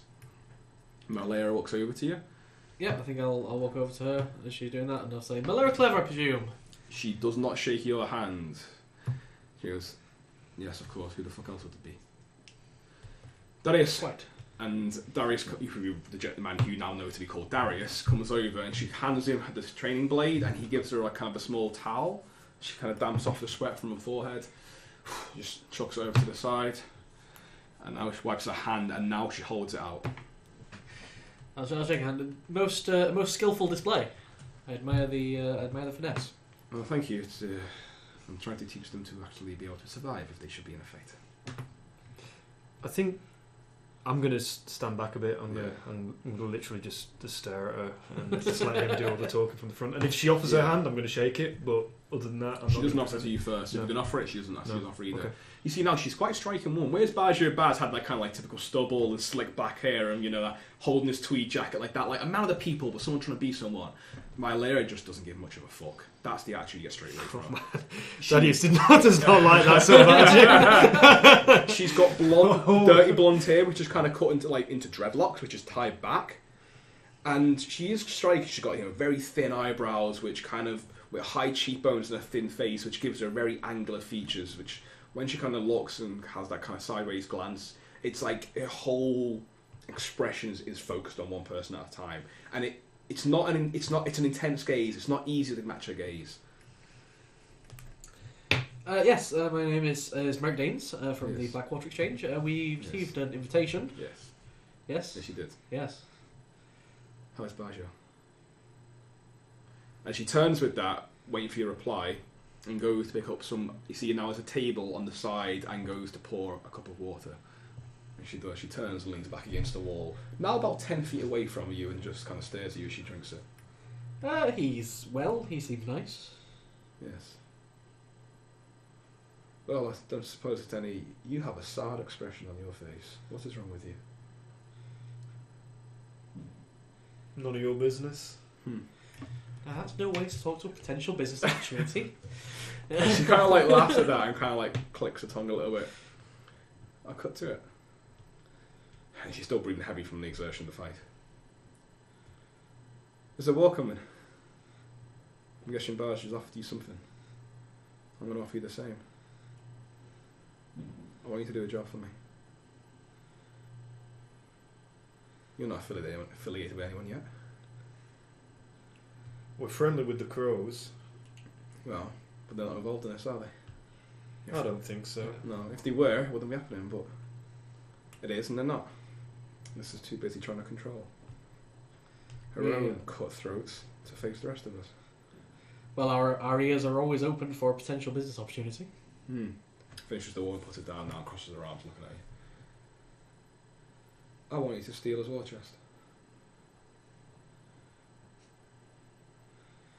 That would be quite the show of aggression. Well, I'm in this war to win it. Of course, we would prefer to remain somewhat more detached. That would put us right in the firing line. And you think selling drugs for Bajo isn't going to go unnoticed? That's going to keep you out of the firing line, is it? At this point, I'll say, you see, the thing about a counter offer is that you're supposed to offer more or better. You've offered us the same. Have I? Yes. How much money do you think's in his war chest? I don't fucking know. Hazard a guess. A lot? 10,000. I don't know either. What if it's fucking empty then? If it's empty, he wouldn't have the money he has on his payroll, would he? How is he going to fund you if he's got no money? So, by your own admission, he might have nothing, and you're saying his offer's better? You haven't even heard mine. I estimate his war chest to be around 10 to 12 coin. For current purposes. You guys steal it. I'll cut you in the profits. It's win-win. An enemy of mine suffers a heavy loss of money. You gain a heavy amount of money. You aren't in this war. I'm happy for you to have it. Not all of it, but a good portion. And she's kind of got like this lopsided smile consistently the whole time she's talking. We are but simple businessmen. What support can you offer in this? Us going up against the entire might of the Lampblacks would not end well, surely. Well, you wouldn't go on your own, would you? You'd have the rest ashes by your side. Secondly, and here's the kicker, you are vice buffets, are you not? You're hawkers. You've heard of our product then? Well, I know you've made at least something. I know people buy from you. I don't know what it is. I'm not too, and if I may, I have no interest in such markets. We run a tailor shop.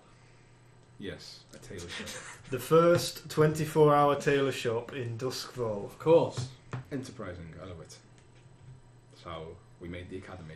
We took something that no one else did and made it our own. I admire the ambition. And it's stunning what you've done with the place. Can we fucking go, Merrick? We know her terms. We'll talk about this later. How's business? She says that as like you two arguing. She just talks over. How's business?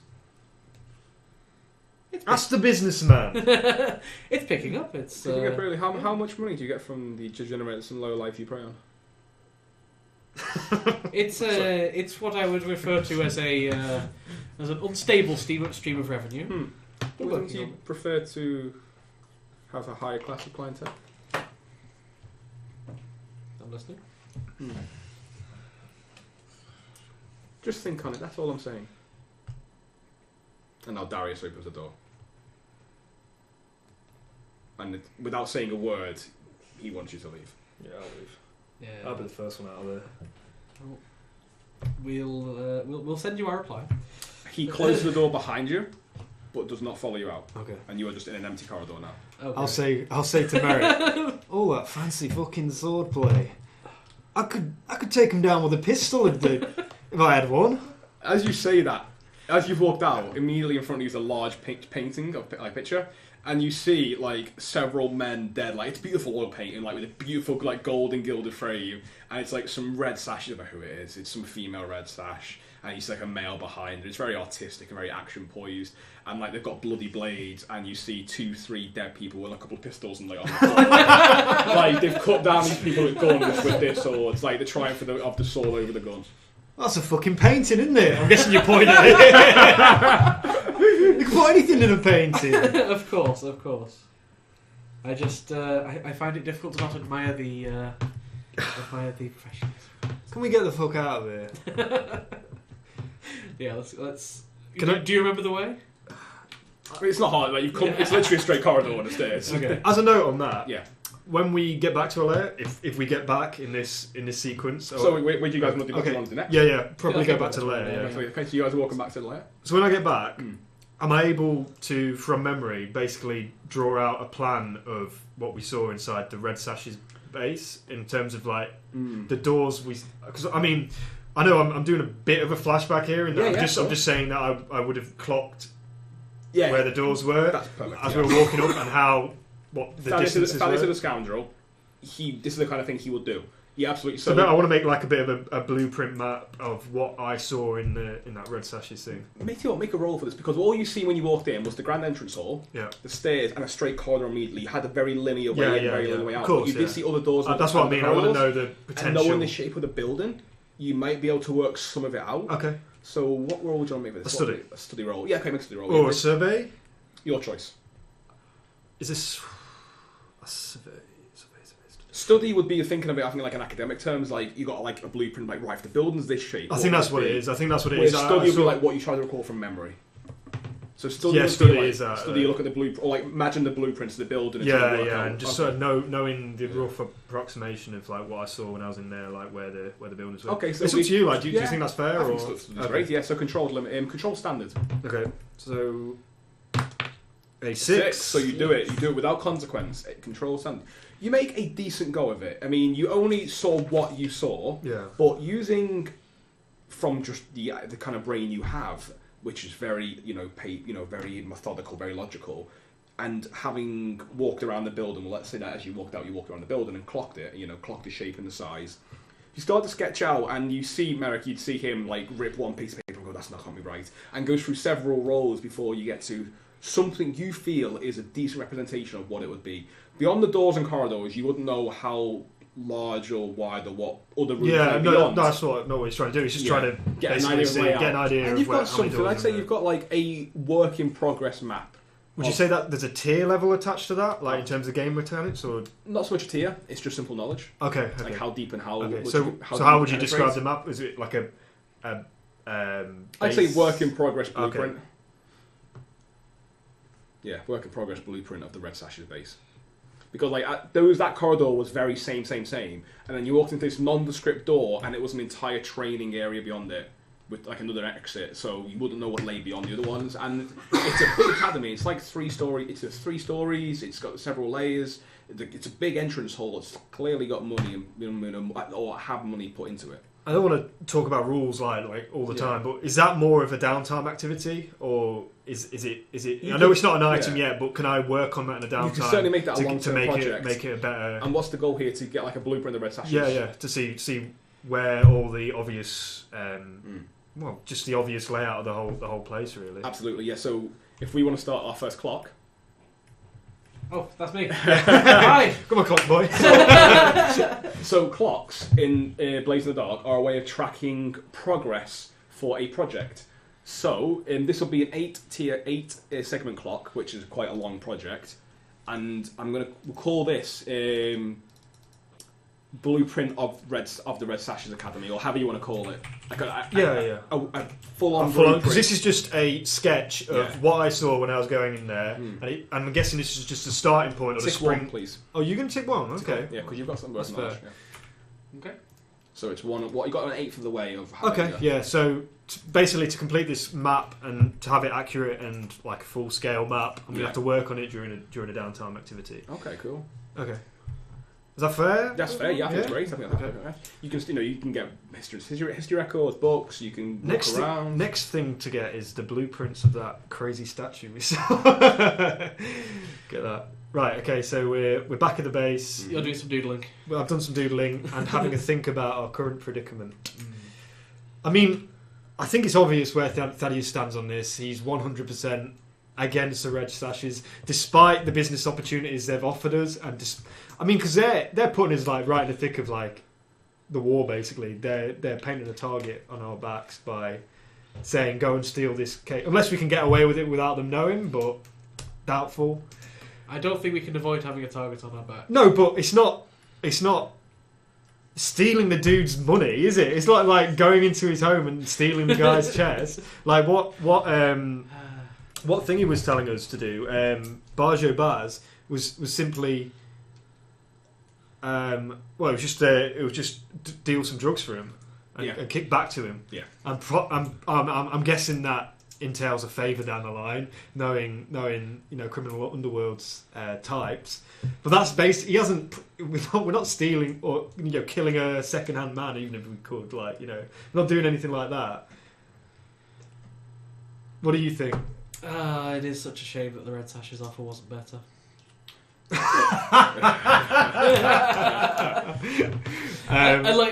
Like Merrick,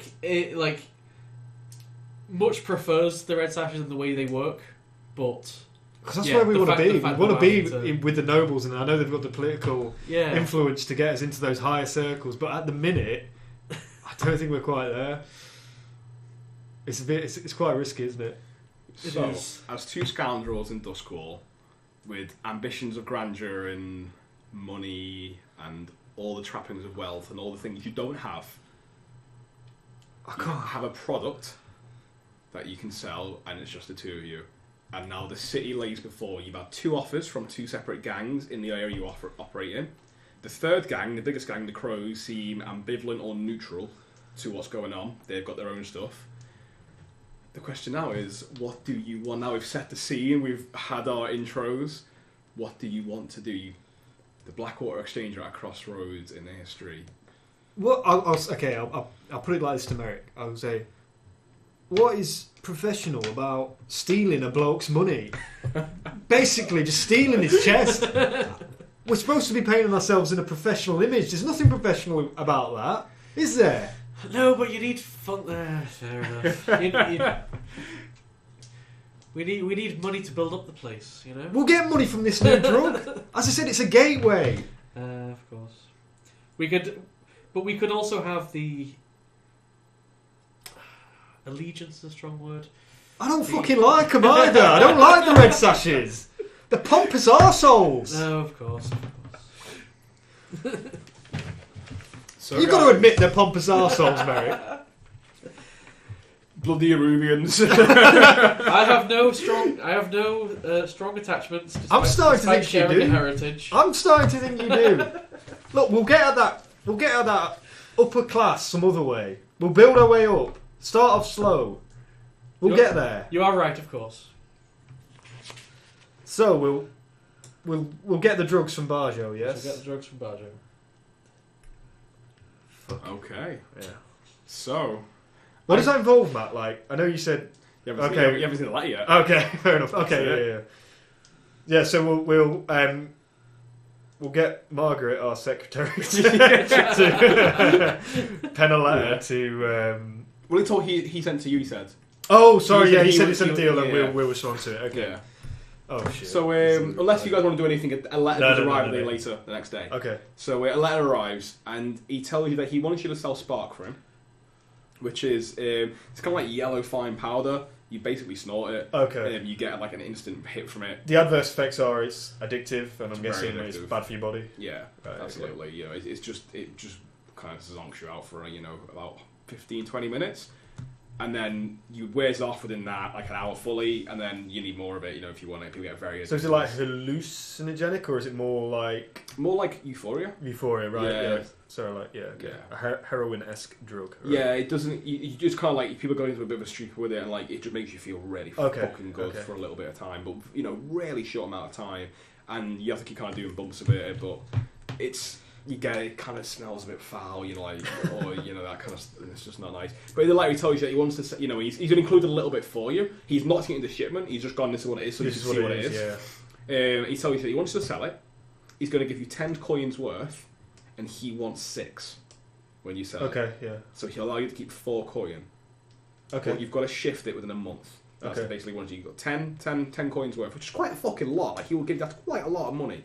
A coin determine this is about a month's wages. Yeah. So he's giving you better part of That can be gold, rubies. yeah, gold rubies, Gems. like a briefcase of money. So the term coin from this comes from the gold coin, a big fucking gold coin, which is what Eruvian tradesmen used to use in terms of deals, because rather the banks and stuff here are limited in their capacity. So a gold coin, I'll give you a coin for that.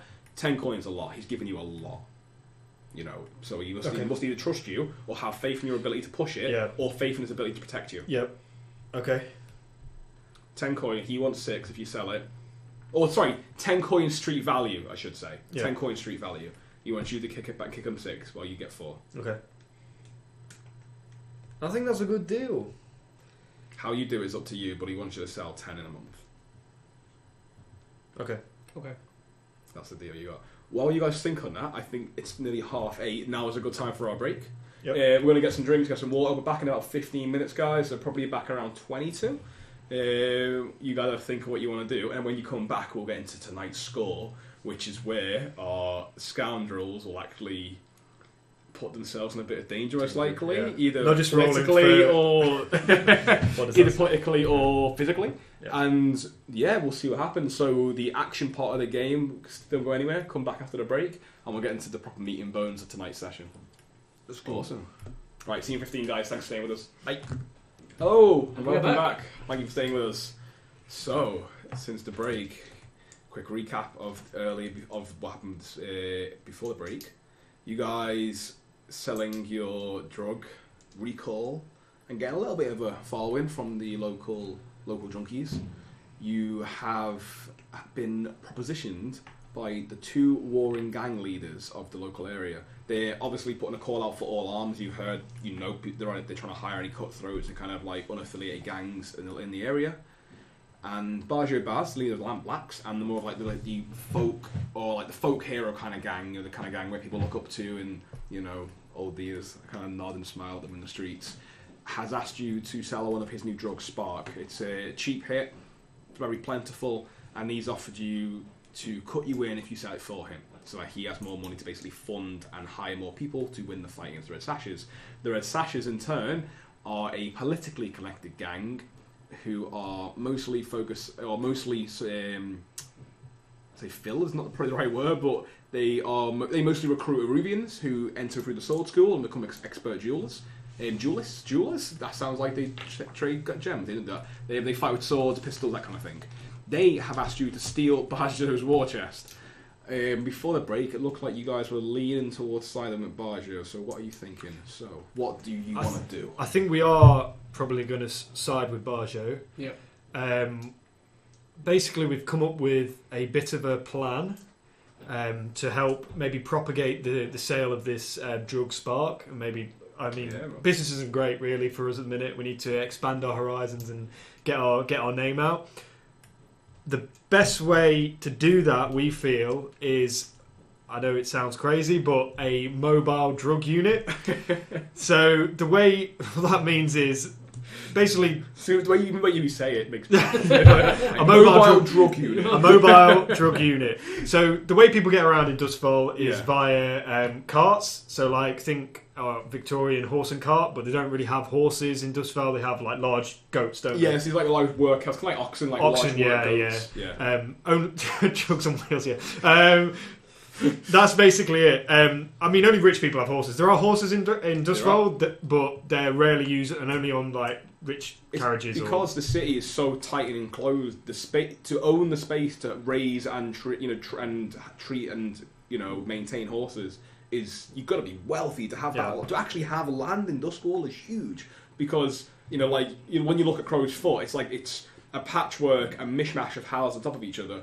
So when you go to the rich parts such as Charterhall, Brightstone, where you have these estates, the rich live there and they have horses. But most people use these kind of like oxen and goats which can be raised and they can feed them like mushrooms and just general crap that grows. Yeah, they'll eat anything like a goat. Yeah, absolutely. So we're gonna try and so the first option is to try and persuade some of the cabbies to go in half and half or work with us so we can fit this machine which produces this recall, and we'll fit this to the cart inside and it'll be like a mobile, like you say, mobile drug unit. Yeah. People will get in, they'll get a hit, they'll be carted around the block or whatever like that for half an hour. They'll get out and that'll be it. It'll be like a mobile way of getting around, and also we can sell Spark. The cabbies can do that as well at the same time. We'll have an extra offering. We'll install the recall points, into the cabs, but then they can also push the Spark. They can push. So are you guys are the cabbies selling it, or are you guys going to be in the cab selling it? You know what? For the first few, I think we might be in it just to sell the idea. Like they get in a cab, and then Merrick can try and sell the idea to them, like what the fuck is these two doing in my cab, and then basically try and sell them the idea. Okay, so you want to get the cabbies to basically loan you or work with you to do the Meals on Wheels drug wagons. Yeah. Cool. So that's option one. We've got a few contingencies. If they're not up for that, or that social score goes badly, we're going to recruit some people. Yeah.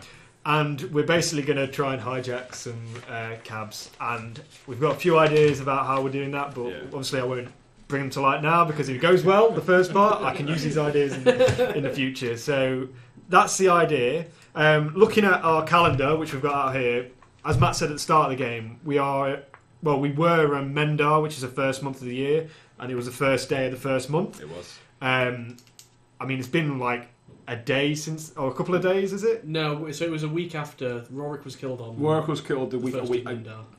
The game starts like Mendar's like. Yeah. Oh right. You are right. No, you are correct. No, it's the 7th Mendar. Rorik was killed on New Year's Day. You are correct. It is 7th. So it's about the 9th now. It's about the 9th. Yes, because it's been the date, the letter, and you wait a couple of days. So we'll say it's the 9th. The 9th makes sense. It's the 9th of Mendar. Rorik's now been dead for 9 days. Okay, so I mean, my initial idea was to maybe hijack them on the winter solstice feast, but unfortunately we've missed that on the 4th. We've missed the revelries. Yeah. So we could wait until the Blue Tide, which is a nickname given to the day where the Blue Coats basically taking new recruits. So on the 19th of each month, the Blue Coat getting a new recruits, and they're all fresh and green. And generally, the policing is a bit more lax during that week because they're training up the Blue Coats. So we could wait until then as well to maybe have less heat on us while we do it. But we can attempt the social score before that anyway. Yeah, I think we should probably do it beforehand. He's given us was it a month to? Yeah, a month. Yeah, he's given you a month, 60 days. 60 days in Doskvol. Yeah.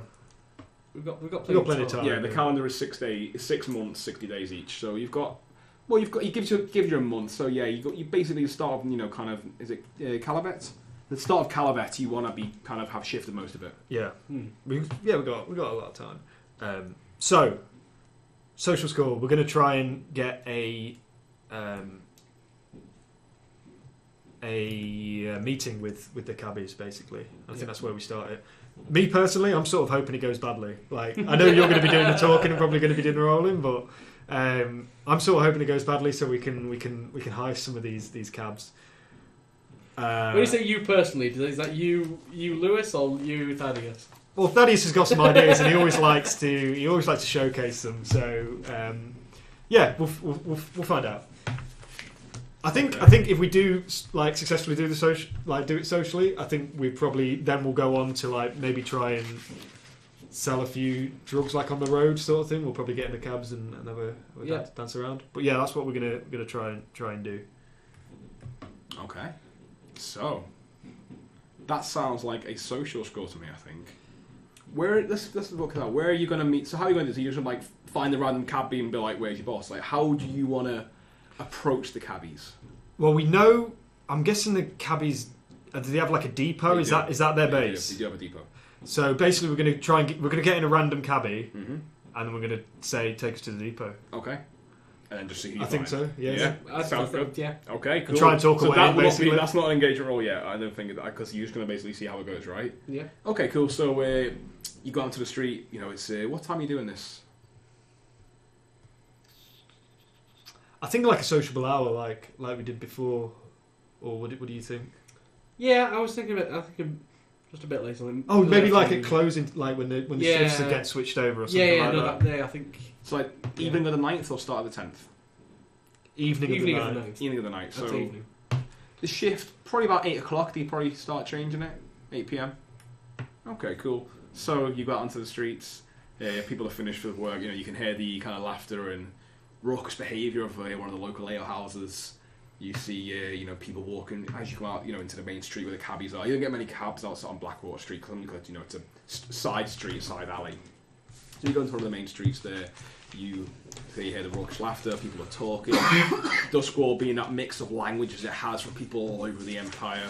You see a typical kind of scoundrels, a couple of, like shifty looking fellas with, hats and scarves pulled up against the cold, and people kind of pull the jacket in and it starts to get a bit colder of the evening. Still, being in Mendar, it's quite a cold season.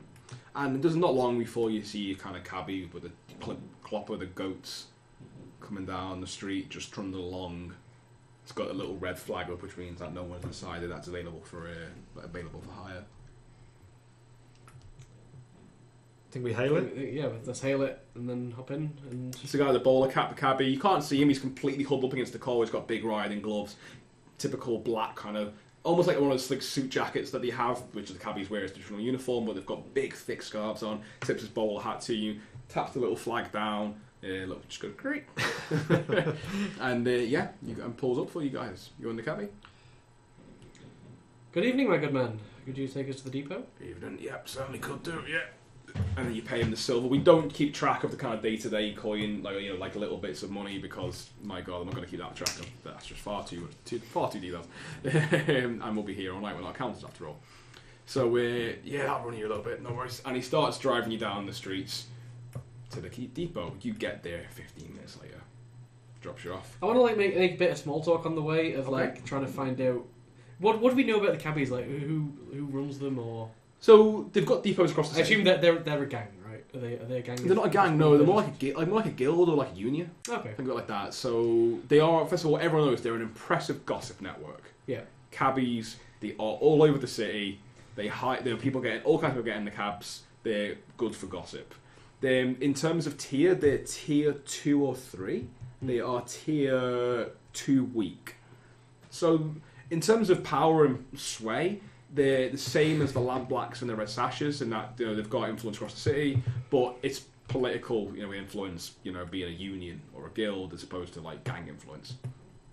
Okay. You're not sure who the overall kind of leader is, but they're a government body. They report to the government. I'd like to just do a little bit of small talk, how has been busy tonight, stuff like that. Then start talking about how he is back at the depot and try and get some information about just who we would talk to. How are you talking to him? Because I feel there's been an action role. Are you swaying him? Are you charming? Are you go and tell me who the leader is? I think it would be. How would you do it? I'm basically just trying to be a bit friendly with him, trying to be a bit mate. Consort. It's kind of like a bit of a. He's more of a consort, I'd say, than a sway. Okay, cool. So I'd say consort.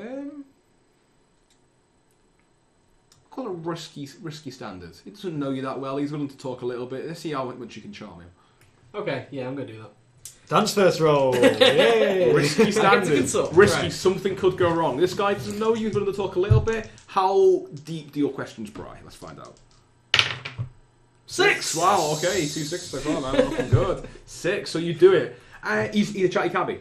Chatty cabbie, as is part of the job, their nature is to make small talk. So when someone makes it for them, he's happy to engage.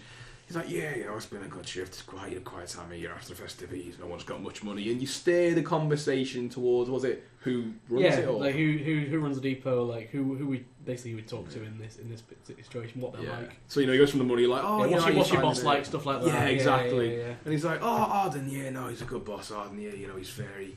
The lads haven't got money. He tries to give fair shifts and make sure everyone gets a piece. And then it's up to the cabbies to get the job and talk to yourselves, keep the customers happy. Entertain, that kind of thing. Maybe get a nice tip. Speaking of which, I do have children, lads. If I'm not prying, but pressuring, but any money this time of year is gratefully received. So your Arden's a decent fella. Seems like he seems to have respect for him. Okay, cool. But Arden's a name. A-R-D-N, Arden. Yeah, he's a depot manager. So anything else you want to do before you get to the depot? You're chatting to the cabbie. Hmm. And he's talking to these cabs are like stagecoaches from the cold weather, but they've got like an open bit at the front. Where like when you go when you sit in the doors, you can talk to the cabbie through it. You kind of like have to keep leaning back over his shoulder while controlling the goats. I'm gonna try and pry something out of him. I'm gonna basically ask him like nonchalantly. I've been pretty quiet on this journey. I'm gonna say, yeah. You ever sold drugs out of one of these things? I'm gonna say you give him a setup because you're. Yeah, I was gonna make it a little bit more like because obviously you talked about his case, stuff like that. I was gonna make it a bit more subtle, like, oh, you've considered other business opportunities, maybe something like that. So we'll say that because you did so well, this will be controlled, but it's gonna be limited. Okay, controlled, limited. I guess I'm trying to consort in the same manner that Dan. Just chatting, like I was like looking around and I go, you ever sold drugs out of one of these things? So controlled, limited, what that means, position controlled, again, there's very little chance of harm or risk here because you have a conversation, he's chatting away. Limited effect means that you'd have to, even when you roll well, it might not get the full effect what you want, but we'll see how it goes. Yes. Because you can always trade position for effect. But unfortunately I don't have any marks in consort, so it's going to be 2 dice and we take the worst one. It is. This is unless you want to push yourself. So I don't think I want to push. It's just a question. It's either it's pure information. I can't see him getting his back up, but we will see. Yeah. Is that something I could help with, mate? I can't remember how to do a good roll. No, you've already set up. You can take a stress. Yeah, you can take a stress. To but you'll have to say something as well after I set. How would you do it? How would you tell this cabbie you want to sell drugs out of his cab, a mobile drugs wagon? How would you sell this random cabbie on the idea? I think I've already done that with the setup, right? Like, I'm not even. I think you set up. I think you get a +1. Dan's giving you the +1 setup. So you've got 1 die. Oh, I thought that was for the position. No, 1 die. No, setup. So it's 1 die straight roll. Okay, here we go.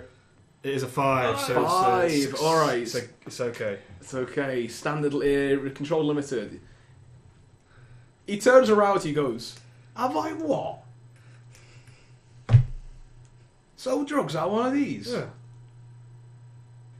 No. And he goes, "Why'd you ask?" I'm just interested. I run an honest business, me, my friend. Honest business, me. Honest business.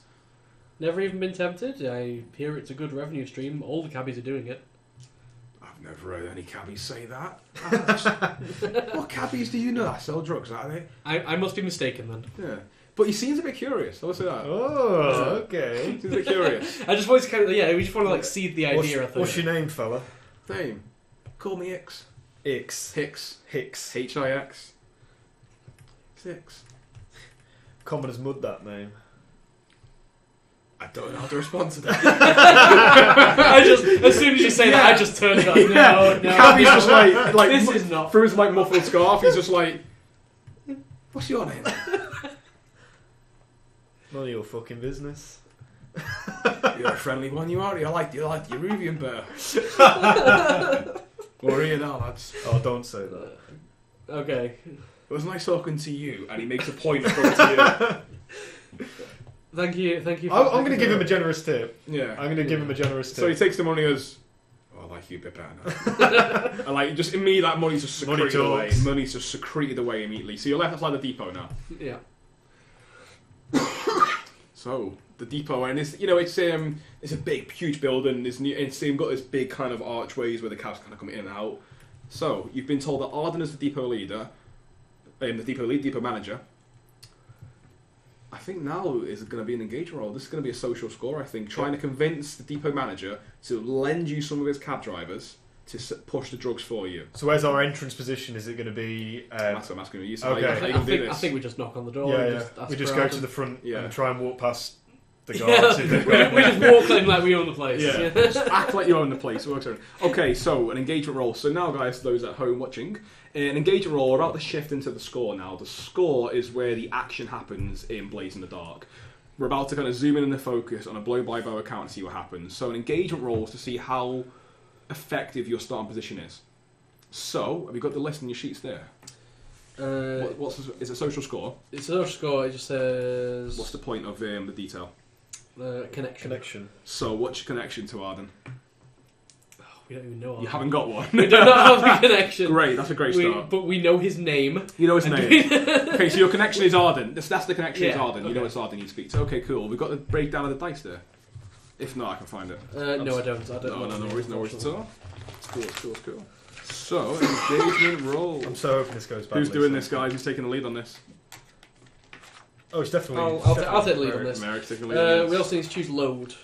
You do, yeah, so...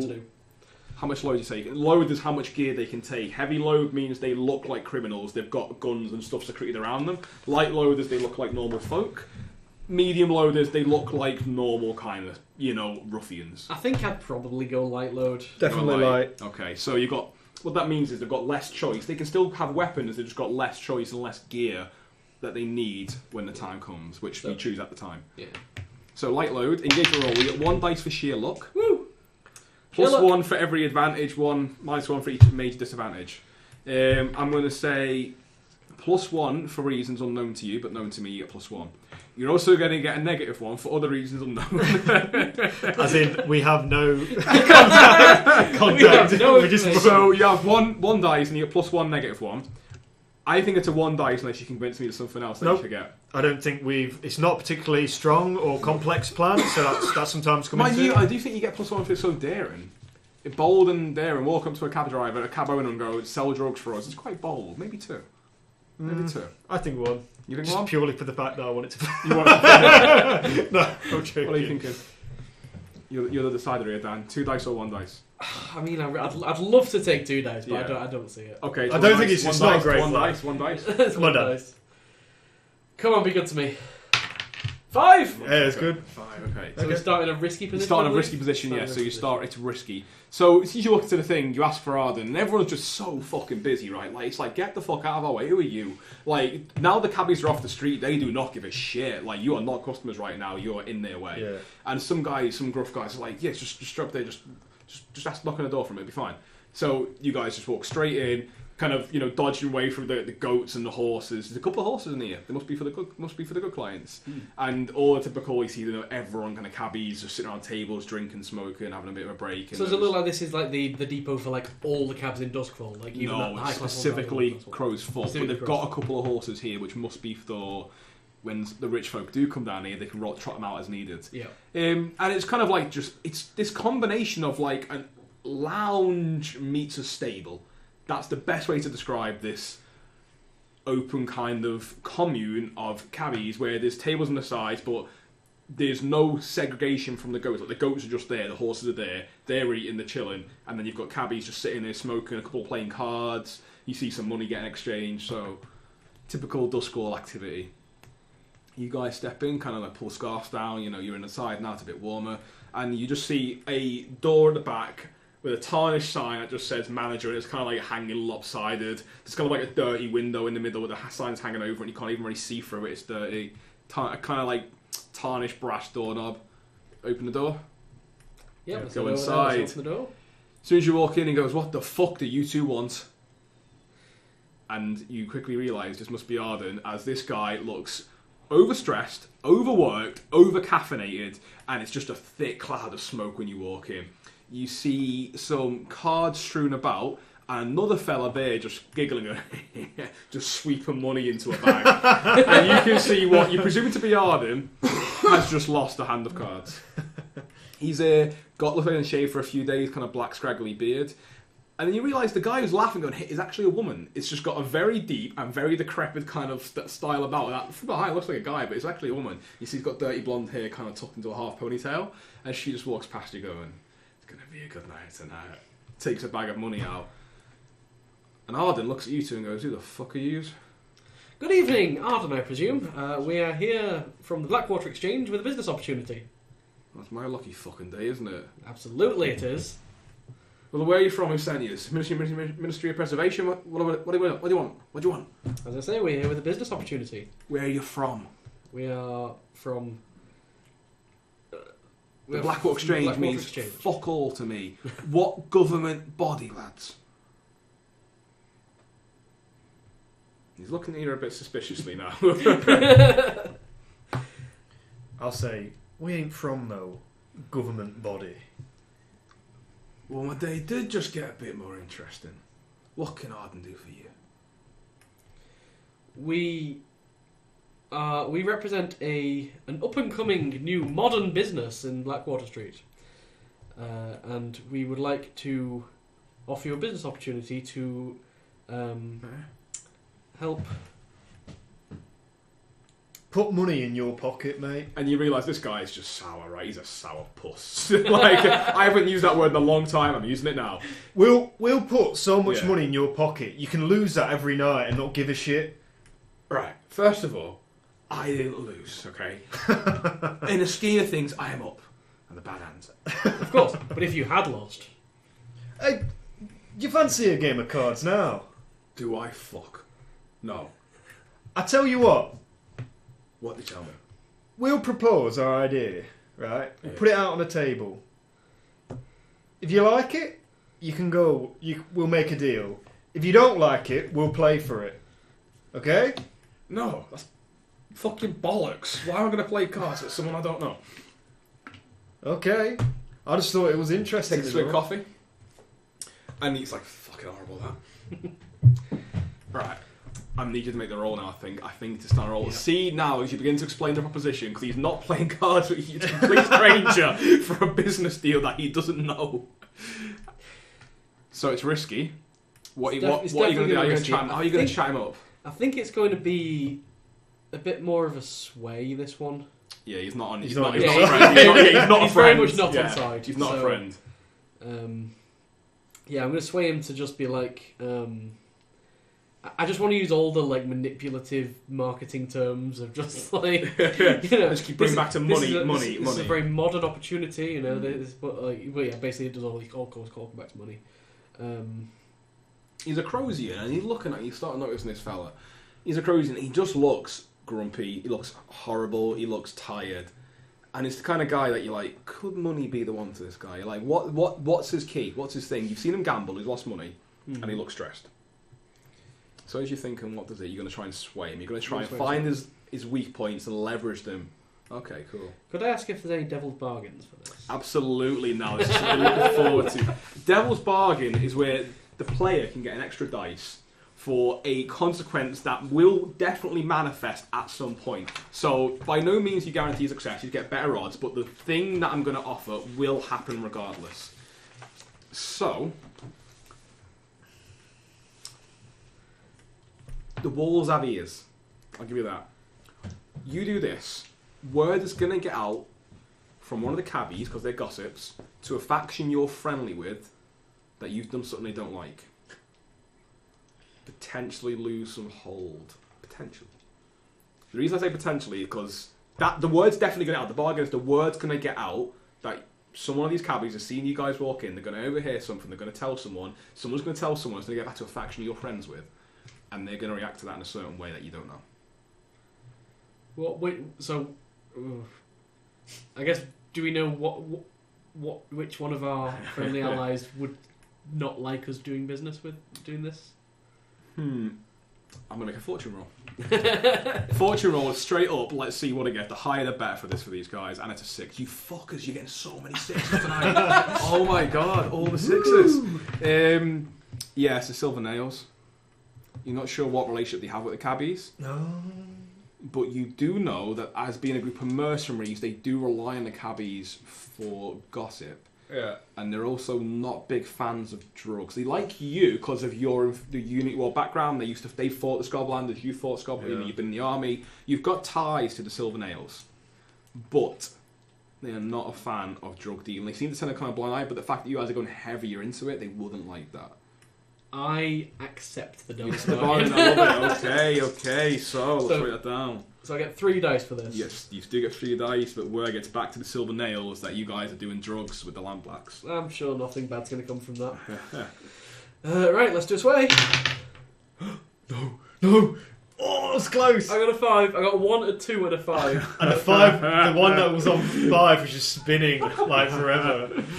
Okay, 5, you do it with partial success. Partial success. Alright, yeah, okay, that works. It's like, that's an interesting business. Why would I play cards for that? That's an interesting one.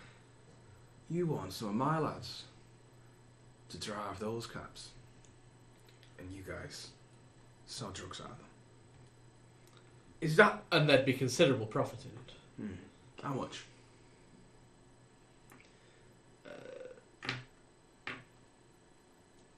You've got his attention. So, The cards lay forgotten on the table. just like flashback thinking about this. Yeah. So we are getting 10 coins worth of... Was it 10 coins worth of... 10 coins worth of spark. Spark. And the Lampblacks wanted 6 coins. Yeah, back. so we get 4. So we get 4.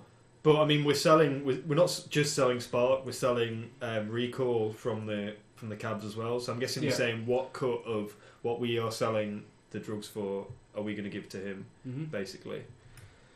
I say we go in at like 70-30 in our favour, and then possibly agree on 50-50 if he'll do that. But if he wants more, then I say we definitely push it or walk away, basically. Yeah. So the flashback, you guys discuss how much you want to break. Okay, cool. Yeah. So that was a flashback before going into the meeting. That's so you recall the conversation you had? Yeah. So how much are you offering? 70-30. And how much you expecting to make? And you can see now, he's definitely got a bit of greed in them. You've money's the what he's after. Yep. So we're expecting to make. I guess we're planning to make 4 coin with the spark and whatever with the recall. How much was it? See what? I'll do it. I know a couple of lads who'd be interested in this, but I gotta get paid. I'm taking the risks. My boys gotta get paid. They're taking risks. Seems to me we're taking all the risks. 70-30 is not very fair. How about 50-50? You supply the product, I'll supply the men, the locations, and the transport. That's fair. I think you have yourself a business partner. 50-50. Done. How about we play cards for 60-40?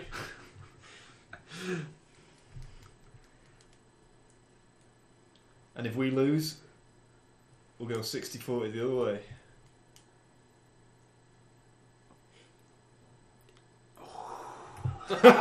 Yes, I made that. I made mask work. Ooh. Yeah. Okay, I like that. I think he liked that. Aladdin likes that. Aladdin's like, and you can see him weighing it up, and he's like, yeah, all right. What game? Blackjack, poker. My friend Merrick here, he's the guard dealer. Sleeves up, no play. Of course. Yeah, he rolls his own up. No fun Can I- business. Are cards quite similar Yeah. They've got their own like suit stuff. They've got 4 suits, kings, queens. They play poker. They play blackjack. They play their similar games. So Poker's a very popular game in Doskvol. Okay. Both 5 card stud, which is 5 cards in hand, no middle, and Texas Hold'em, where you got 2 cards in the middle, the river. Okay. So he's like, and he was playing 5 card stud when you come in, which means you get 5 cards. You can change them out. You bet. So 5 cards come in. You bet. Mm-hmm. You swap your cards out. You bet again. You reveal. Yeah. In Doskvol version. I'll make the drinks then. No drinks. 1 hand. 60-40. 60-40. 1 hand. Yeah. Pull out some cards. Well, can I make myself a drink? Yeah, God. There's no booze in here. It's just coffee. It's just Oh, like right. cold coffee. So he's like, yeah, go. He's like, no, my deck. I just lost on it. It can't be false, can it? Who's dealing? I'll deal. How about you? I've got nothing to hide. You coming to me, my business place, asking me. I'll say no. I'll deal. I know fuck all about cards, and I'll try and command him. I'm going to say it like in a threatening manner. Yeah, all right. Pull off his stand on the We'll say table. risky standard. And give him a glare. Risky standard. I don't trust this guy. He's shifty, so I'm gonna. You know what? It doesn't matter either way. I'm just gonna roll. Kind of like straight up. starts now, like unbuttoning his shirt collar and kind of like tugging at it, getting some air. And I'm like, yeah. Okay. 60-40. You see, he's got the gambling streak in him. Here we go. Yeah. One roll. One roll. Got it. Got it. 5. We're rolling 5s all night. You guys are rolling good. It's gonna turn around. It's gonna It's gonna turn turn around. All these amazing rolls are gonna turn We've around. seen this, yeah. Okay, he's like, yeah, all right. You deal. Okay. But he gives you the deck. His deck. His deck. Yeah. Can I do a quick study roll to see if I see anything weird about it? Like just from like shuffling it, like I shuffle so I can see the cards which are in there, whether I see any duplicates or like whether there's anything strange about what I can see on the cards. Yeah, okay, yeah, go for it. Yeah, go for it. You sure? Yeah, it'll be standard limited because you're doing this very quick. A 6? 6. You see nothing wrong with the cards. Okay. Nothing wrong with the cards.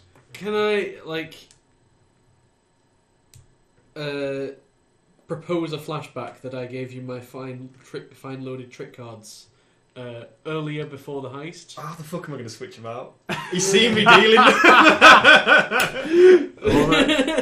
You absolutely can if you want. You can absolutely do that. You could have said that, like, because it makes sense that your characters are scoundrels. They know how to plan this. You guys do. You know what? I'm gonna like try and make it look like I dropped them on the floor. Okay, so one. Oh no, it's not even stress. Like you just flashback. You can just do that. So you say like, well, I'm talking to him. Here, I play cards. You bring it in because then it looks like it's not my deck, right? Yeah. So you've got his fine loaded trick deck, which like I'm guessing it'll be marked in some way. There's something What is it? What makes that deck unique that you know what cards have got what?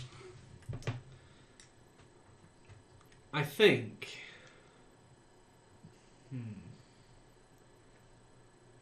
Is it something to do with the ghost field where like you can see you can just attune to it ever so slightly and you just see, maybe just like a marking, just like in the top left. little ghost field, like all the face cards have like a little mark in like the an top arcane left, print, something like where that, if you just like look at the edge of your vision, you can see it. People probably could be able to Or is see. it something simple or more mundane, like the back of the cards, like they're patterned, but there's very subtle change in the pattern that you wouldn't notice unless you knew what they were. Again, these are fine, so they're good. They're a tier 1. You're tier 0, they're tier 1, but they are good. Yeah.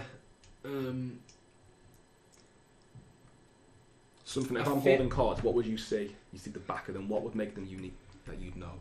I feel like it is probably more of an arcane, like, fingerprint on them almost. Yeah, that you're attuned to. That I'm attuned to. Yeah. Like you can see through it, so it's got like the number of what the other person's like holding or something like that. Yeah. It's got like the number. I don't know. Yeah. Or oh yeah, it's up to you. I like that.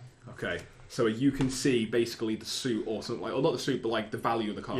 Yeah. Like the top, like so, like one of the top thumbprints, like almost like transparent for you. Yeah. Okay, cool. So So as Thadeus is shuffling the deck and talking to sorry, what was his name? and we'll say for this because it makes sense because you'd have these cards. that most cards in Doskvol are the same manufacturer, because otherwise you'd never be able to really use them. Yeah. So it makes sense that the backs are the same, Like right? a very generic. Like, Yeah, exactly. Like like Wallingtons, like the Duskvol's Wallingtons.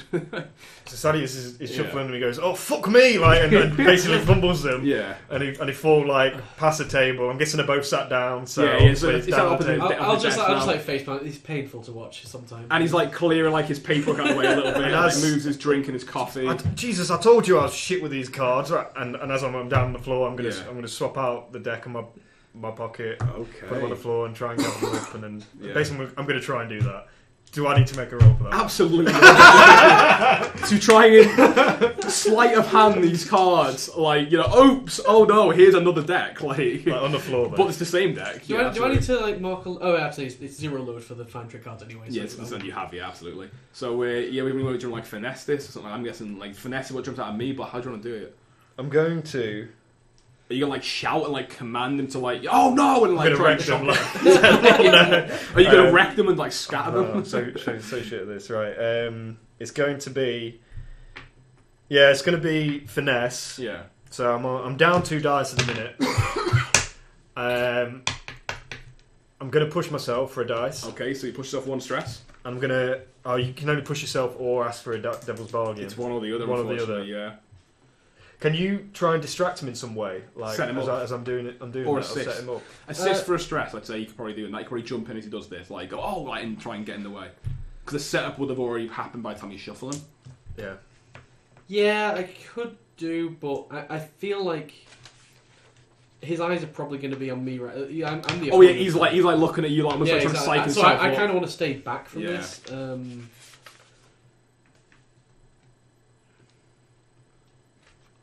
No. Okay, 1 die. 1 die again. Die. Oh my god, we're so riding on luck with this tonight. I've taken 2 stress. Okay.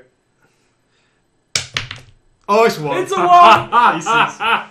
So what was the position effect? Oh shit, we didn't say that. Yeah. It was risky standard. Risky it wasn't standard. like controlled and it wasn't desperate. You got, you're shuffling cards. He's looking at you.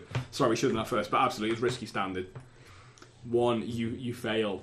I'm going to resist it. I'm going to resist it. Okay, I'm going to so resist the effect. what you see as so what you can do to fail. So when something bad happens, the characters can resist it.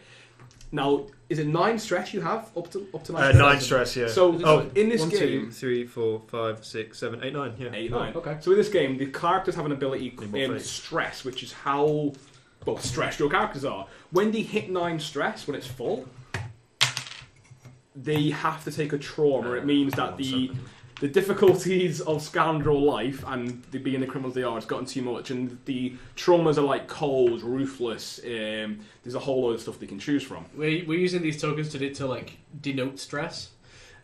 Stress is a resource they can spend because after each score they can basically chill out. They have a vice, they indulge, they take drugs, they do their own drugs, they go shopping, whatever. They stress relieve themselves.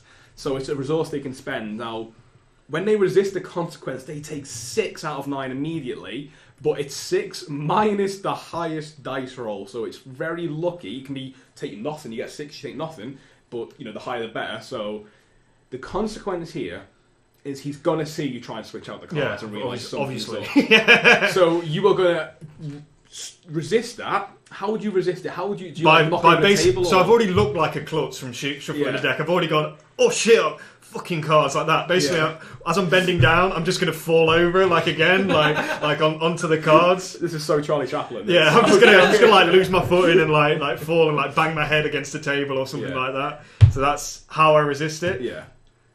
Do I resist using my prowess then? This is going to be more of an insight one. He's going to realise what you've done. Okay. It's still 2 dice. I've got 2 dice. 2 marks, so I've got 2 dice. So you've got 2 dice in insight, which is mental, so you're going to block this guy from seeing it. Not physically, but like try and psych him out. Like, oh shit, and sell him what you've done. So it's 2 dice, we get 6 stress minus the highest, and it's 2 dice to the highest. So okay, here's my 2.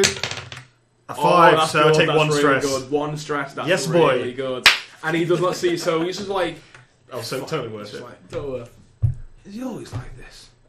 You would not believe.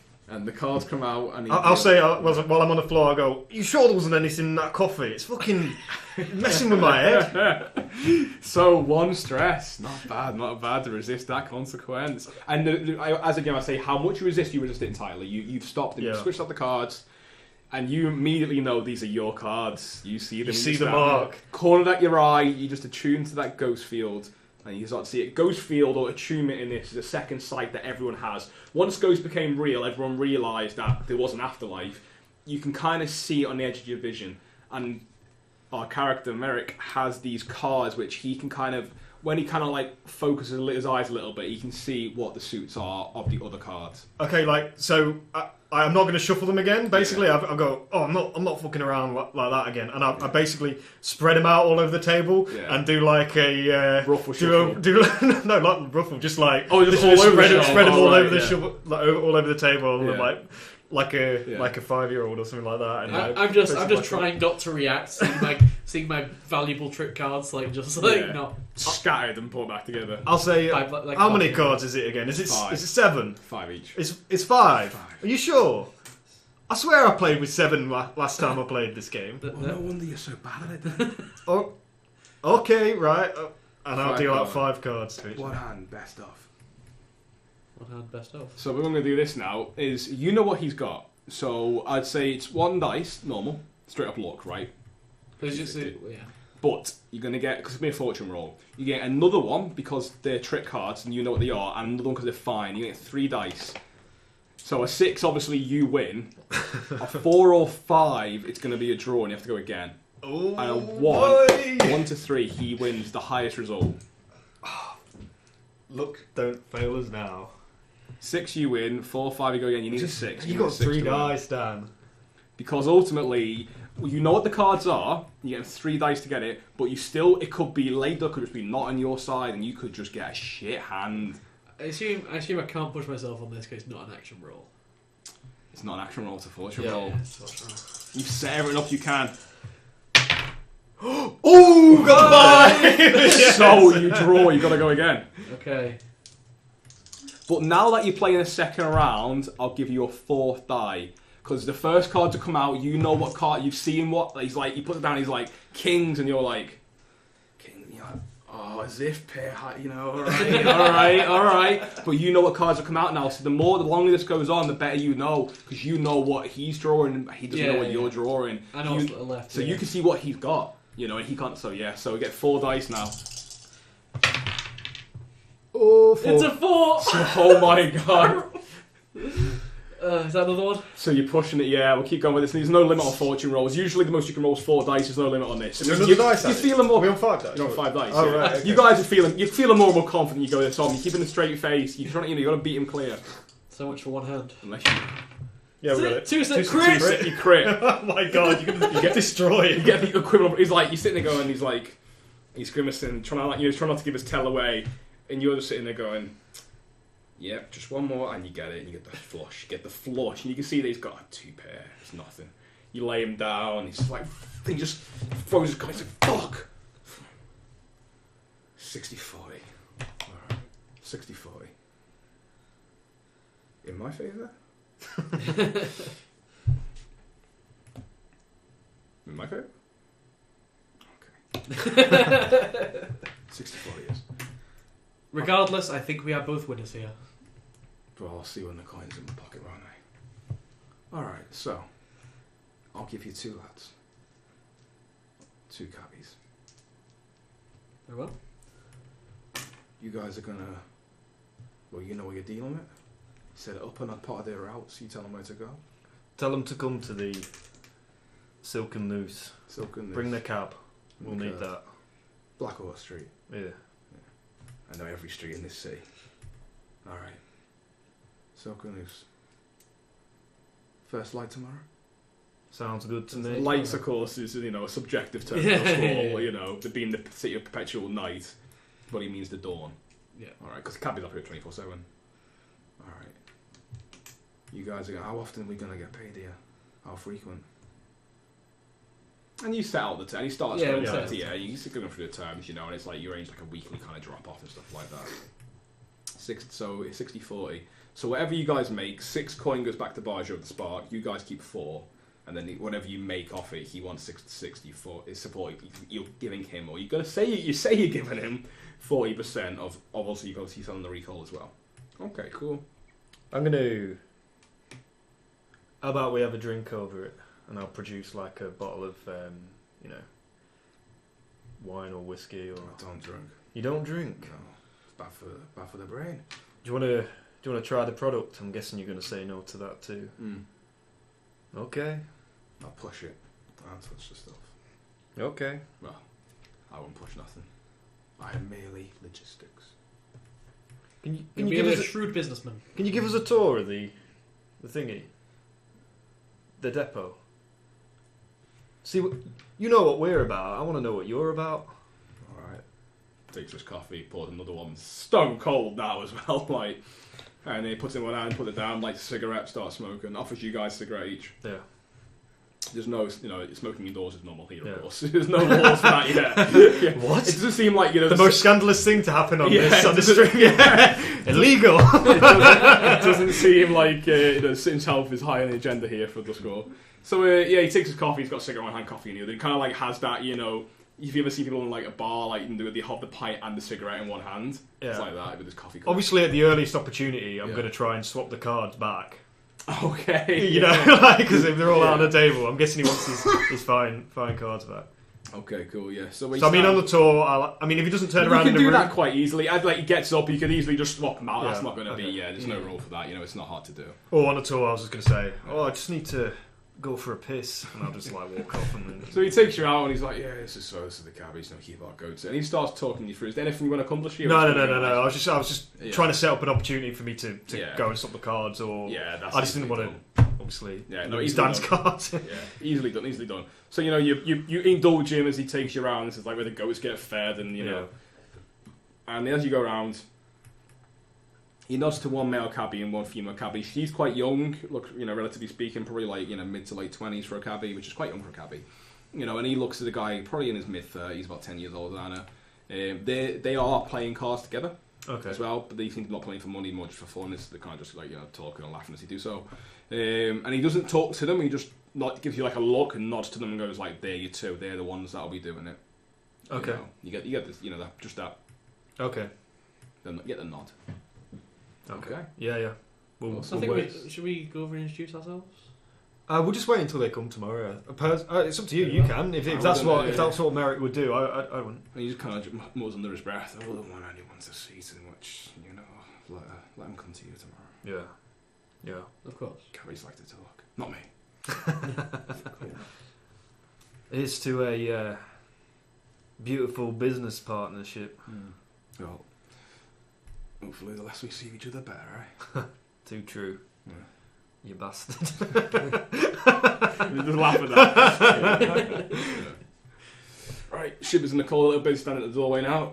Be seeing you. Nice to meet us. Soaking loose. See you. Soaking loose. If you ever want to play cards again... Well... He seems a bit disheartened, to be honest. It's a bit sore for him. He's just lost 10% of the money, Greed got the better of him. But, maybe play for that 60-40 again. I look forward to it. It's awesome. So, as you guys, anything you want to do for the evening? You're in there about 8 PM, so half 8 night? Not personally, no. I think we've accomplished one way. Option 1 worked as well. Yeah. You got socials going on. Okay. So I think we make sure we've got everything set up. So we've got a portable machine that we can put into the... Yeah, so I'll spend the night I'm not going to make a new one. Basically, I'm just going to get one we've got at the den because, to be honest, business is low. We're not necessarily using all the machines, so I get one of the machines and basically make it so it can be put in one of these cabs. Okay, cool. So we'll continue the score, I think, as part of the overall thing here. Similar drugs as well. You got what you need is the intro. Now it's actually shifting them. Yeah. Yeah. So you're waiting for the morning, and if you want to do the evening, you're just going to set the gear up. Just get a couple of machines portable. Yeah. Okay. 2 machines. And the drugs are arriving that morning from Barjo. Right. Okay. You got the letter. You do it. So with Spark, it's you just straight up the nose. how would you guys want to do this? This is the interesting part. This is a bit we didn't. How do you want to shift the drugs, and where do you want to keep the cabbies? You know what? We could just be blatant about it and just go to the known hotspots, you know, in Crow's Foot. Yeah. And basically just try and pick up people who have either just used or like are looking. I think I'd like when the cabs arrive. I think I'd go up and like have a look at them and say, no, this will not do, and I'll just like get some like I'd like try and like redesign the back of them just so it's a bit more of a bit better for drug taking, just like Yeah. that kind of thing. So when you're on the prowl, the cabbie, you're going to be like a very specific clientele kind of thing, and you know, people say specific clientele, basically anyone who's like a hit, but just not let anyone get in there. Maybe like even to the point where we hang around like the hot spots in town, like so like the nightclubs or like the late night bars, the gambling houses, and basically just stand outside them. And basically approach people and talk to them and basically see if they're... Try and get them in the car. Just say basically like, you don't have to do... You can do that in more safety. Like, the lamp... sorry, not the lamp blacks. The blue coats aren't going to... mess with you like while you're travelling around in one of those things. Okay, cool. Yeah. Well, I think that's a good way, isn't it? Maybe like go into some of these bars or gambling things, see who looks like they're using... And then maybe just try and I don't know, talk them around. Like maybe not explicitly say they can get the good stuff there, but basically say, we know you like to use. Go up to the right people. Okay, so in the morning, you hear the familiar sound of two Crozian goats approach, and the click clack of carriage wheels over the cobbled stones outside your silken noose. As you come out, you see the cabbies are parked, and the two of them kind of hold together talking. And as you guys walk out, they kind of just nod, and you see him now. You get a look at them. That he is from the Dagger Isles, and he introduced himself as Drav. And he's the older gentleman. Dagger Isles kind of got like that kind of like square jaw block kind of face, like completely clean shaven, and he's got a bit of grey and salt and pepper going, like you see kind of under his hat as he kind of pulls it down. And he's got a big thick coat on for the cold morning. What was the second one called? Sorry. The second one, she's called Ramina. Sorry, I thought that was so it's Drav is the first one. Drav, he's from Dagger Isles, and now from Dagger Isles, and you got Ramina is an Eruvian female, but she speaks with a perfect Doskvol accent. So it's more like you look in this right, it's Eruvian heritage, but she's grown. She's lived her whole life here. And she looks in like her late 20s. Arena, was it? No, Ramina. Remina. Sorry, Ramina, yeah. Sorry. And she's got like kind of like dirty, kind of ashen, like blonde hair, which is quite rare for Eruvians to have, like really rare. But like, you're not sure if it's like blonde or grey or what it is. It's kind of just like, it's not sure if it's like dyed. It's probably some kind of dyed peroxide in it, but like it looks like it's faded. But she doesn't wear a typical hat. She's just kind of got a scarf around, which she wraps around to keep the. It's like semi-Eruvian dress, which a lot of them do wear kind of headscarves around it, like right up the face. But she pulls it down so she can talk to you and kind of pulls it back, and kind of hair flops free a bit in the cold one there. Mm-hmm. Like, right, so how do we do this? So, I mean, my idea was just to hit the hot spots in town, the bars, basically people having a good time. I'm just plain ask them on the way, or even on the way back. Just say, do you want some spark? Everyone uses it. And then once they're onto that, say, do you want something better? And then sell the recall. Yeah. First few times, I think we're going to join you. I think we need to show you the ropes a little bit, how to pedal this muck. Have you tried spark before? Yeah. Have you tried recall before? She's like, no. And the guy, the Drav goes, yeah. Blow your fucking socks off. That stuff. I think while you're talking to them, I'm kind of like doing that kind of redirect. I'm putting up like some like posters advertising recall and advertising the silken noose as like just in the back of the like carriages inside. I love it. Actually marketing it inside the carriage. That's amazing. That's what it's spreading word of mouth. I love how you've got the posters made as well. That's what I was doing all night. Can I do like a tinker roll to like have like a draw? Like say if they sat where they'd sit on a carriage, if the opposite Yeah. seat like popped up and there was like an array of lights spark out there. Yeah, definitely. Or like the machine is in there. Yeah, and or there'd the be too much. sparks there. Like basically have like a lid on the seat. Yeah, absolutely. Yeah. Okay. I would say you need rough that. Okay, Though. okay, Totally fair do that. Yeah. Okay. Cool. Like the cabbie at the front, like basically pulls the handle. Oh, that's what I'm going to do up to the cabs. Like, well, You'd have to spend a lot of time doing that, but just making it a lid, you can definitely do. Oh for right, now. okay. But like, if okay, you just want a to, like, lid. over Then. time, Oh yeah, you can it. just say like, just lift the lid. Yeah. And then, like you said, the poster can be in there, and, like, also, above. Like, okay, cool. So Romina is more talkative of the two. She's like, right, okay. So, are you taking one each, or are we going together? we'll go to the same spots. Yeah. Safety in numbers, because I don't think people will like us driving around in drugmobiles. Yeah, it's true, and especially with the money that we'll be taking. Yeah. Yeah. Okay. But who's to know? If we're careful about it, we'll get them in there.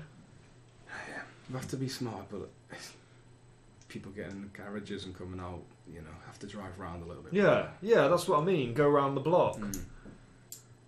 Okay. And she's kind of like talking like these hushed undertones, even though there's absolutely no one around. It's just still like, like the four of you huddled in the morning, scarves and coats kind of tight, and it's that thick fog rolling through the streets. And it's the quiet of Doskvol now at this kind of like 6 a.m., the first like faint shimmers of the broken sun in the sky just gently, slightly illuminating the clouds of the night. And the four of you standing there in the car going, okay. Right then, well, say it takes you about an hour. The cabbies help you prep the vehicles to have a hinged lid on the seats where it's not completely obvious. Like, a search is going to completely reveal what's there.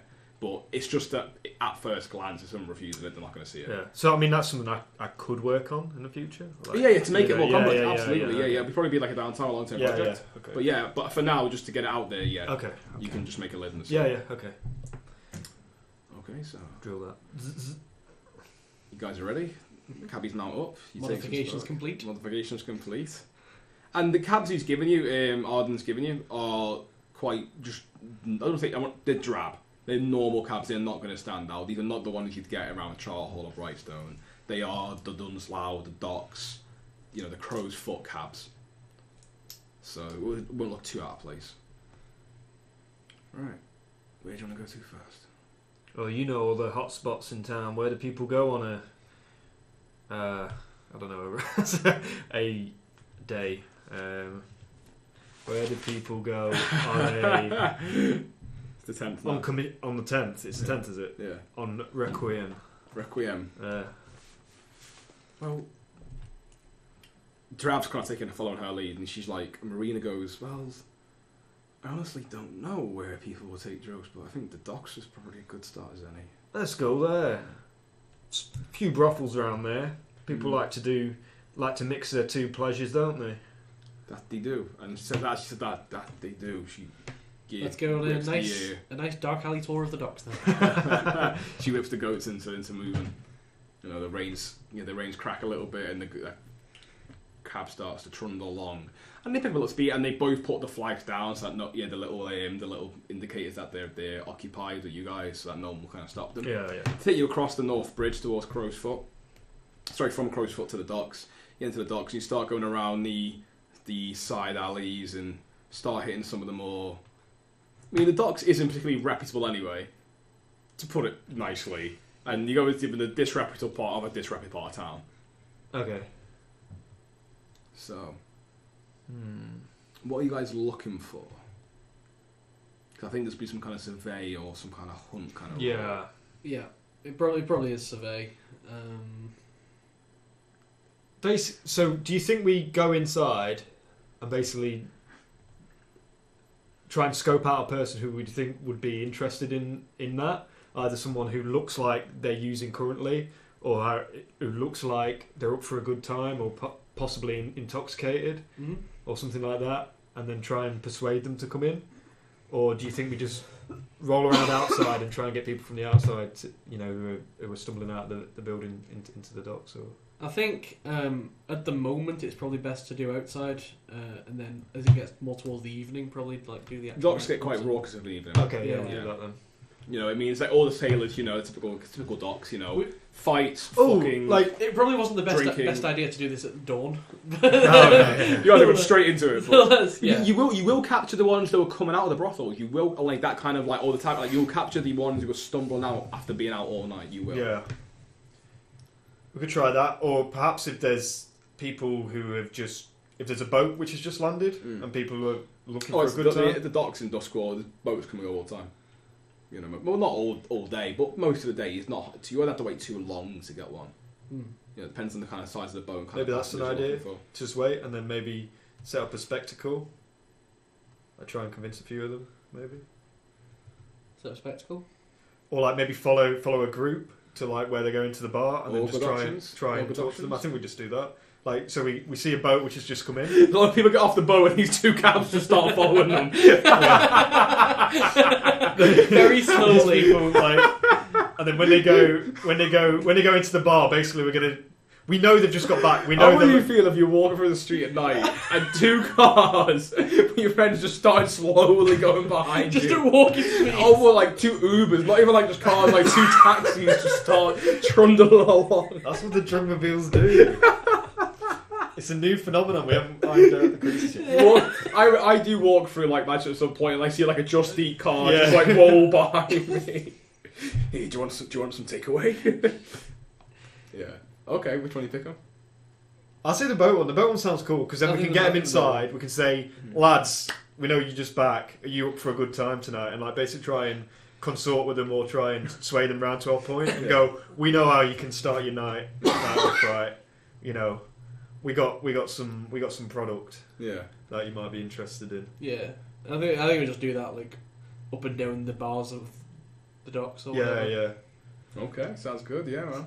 Okay, what are you rolling for this? How do you want to do this? So first of all, like you say, I think it is like a survey basically. Yeah. It's a survey roll to see if we can find get the right areas, and that'll.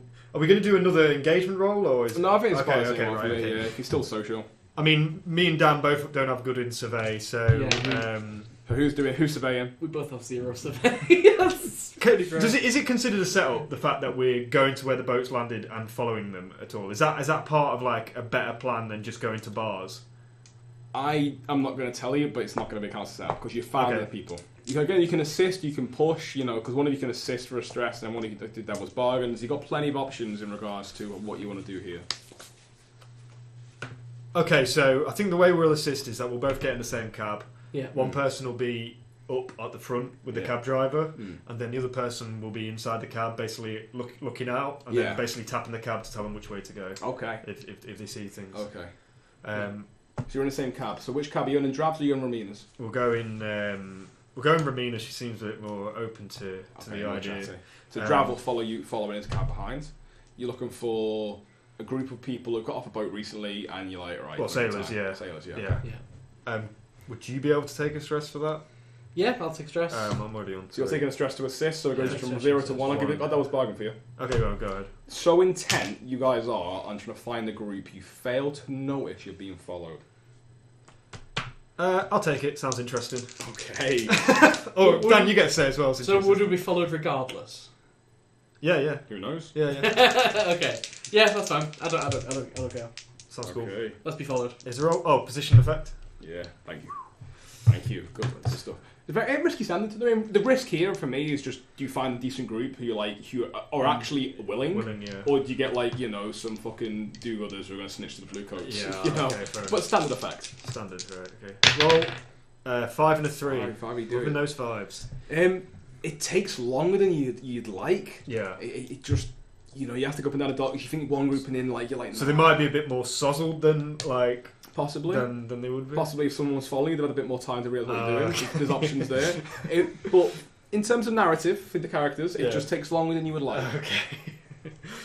So we find them. You do find it takes about 2 hours to find the group, which you're like, one of the reasons this isn't going to work. You're like, oh, look, they're both like those ones, and you see a group now coming out of a local, one of the local bar, until about 8 o'clock in the morning. People get ready for work, and they're singing songs, proper dirty, raunchy songs. They're absolutely smashed, but they look like they're not finished yet. It's a group of about 6 guys. No, 4 guys, 2 girls, 6 people.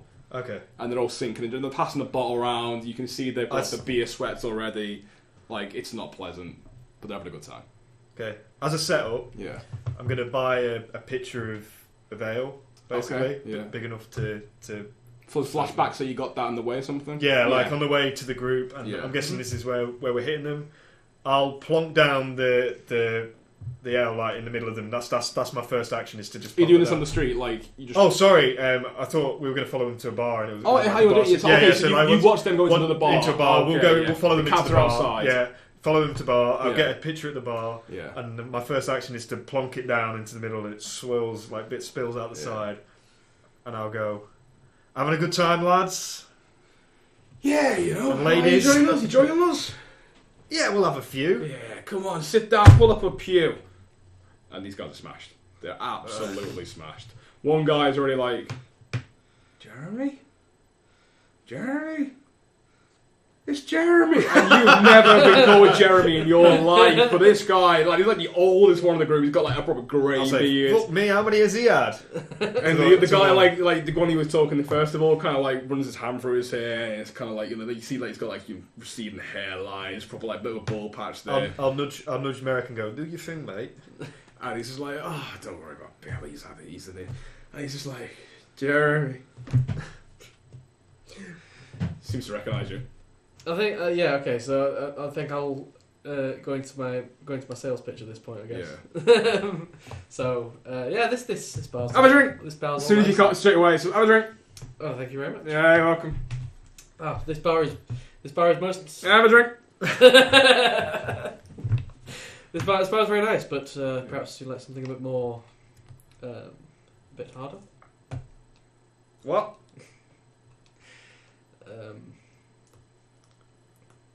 And you just start singing a song. Yeah. Straight away. I'm not going to go with it. You probably have to give it a minute or two to ingratiate yourself with these guys. Yeah. Okay, we'll drink with them for like. Yeah. We'll drink. I'll go. We're gonna have to fucking drink with them, Merrick. So a few minutes pass by, you couple sing a couple songs, you try and keep along the best you can, and then the sales pitch comes in. Yeah. And you're trying to get them into the cabs.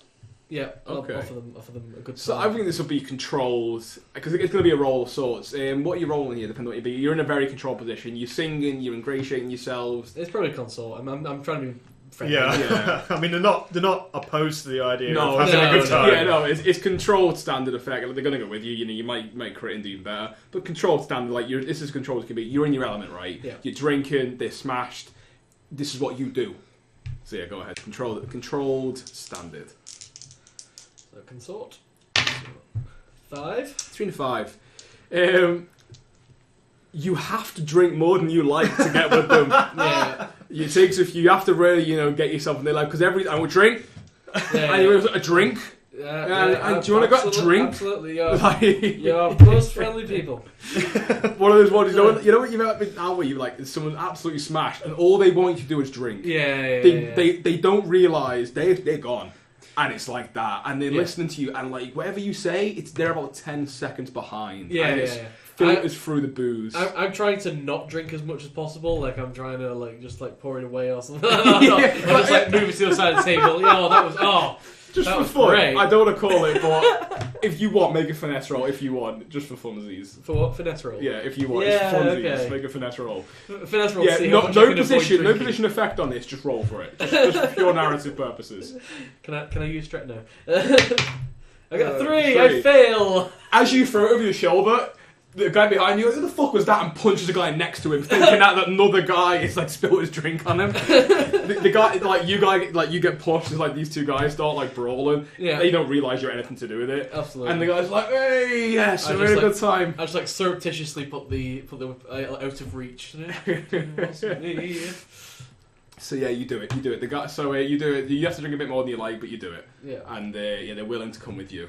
You've caused the bar fight. Yeah. But they're coming with you. Happens. So yeah, they got one of them's got his arm around. He's drink. Bill is just like, so Jerry, I haven't seen you for years. We served on the Rosamund, and you can't understand half the shit he's saying. I'll just humour him.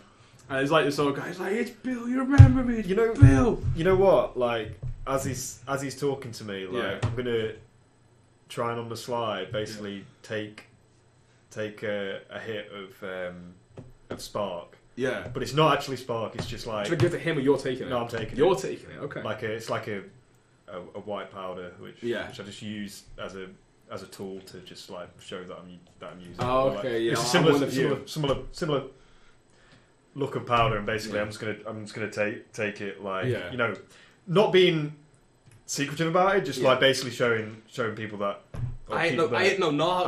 I ain't no narc. Okay, yeah. Okay, cool. So the cabs are out there waiting, and you guys are like, you can guess you're like, get in the cab and we'll show you. Yeah. Okay, yes, they come in the cab, and you do it. You start selling the product. They're willing and happy. Are you going to try and sell the recall, the spark? We sell. I think. Can we do a? Because they haven't got enough money for both. Yeah. I think we're going to try and sell them the recall. I think the recall. Recall. Yes, Barjo, we'll sell your drug. Buy ours. Yeah. I like it. I mean, there's a group of them, so maybe they're in 2 cabs. Yeah. You know what? Bill is like, Jeremy, remember when we did this, Jeremy? You know what? I'm in one of the. Yeah, I'm with the bloke who thinks I'm Bill. Yeah. You know what? I'll do the spark, right? I'll sell them the spark, and you try and sell them on the recall, because I think there'll be more. I don't think they might buy the recall, but it's something that they haven't heard of, basically. Maybe that's the way. Can we do a roll for it to try and sell? So his half can try and sell the recall, or yes. What action are you taking here to try? Just to confirm, what's the objective, and then we'll work the action out. Or do you want to do that? It's up to you. Or should we just sell the recall?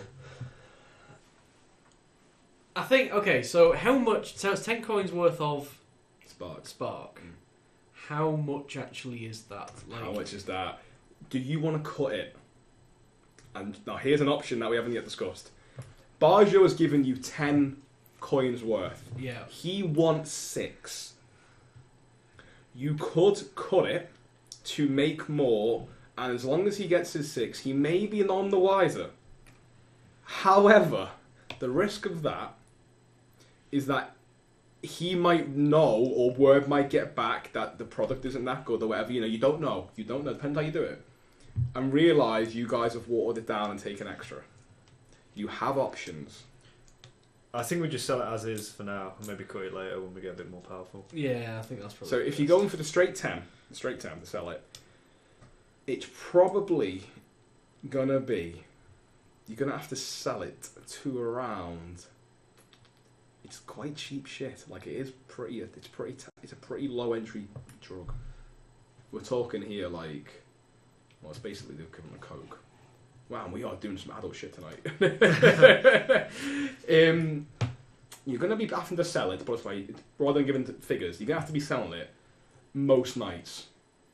Or getting a lot of people on it in for a party purposes for the month.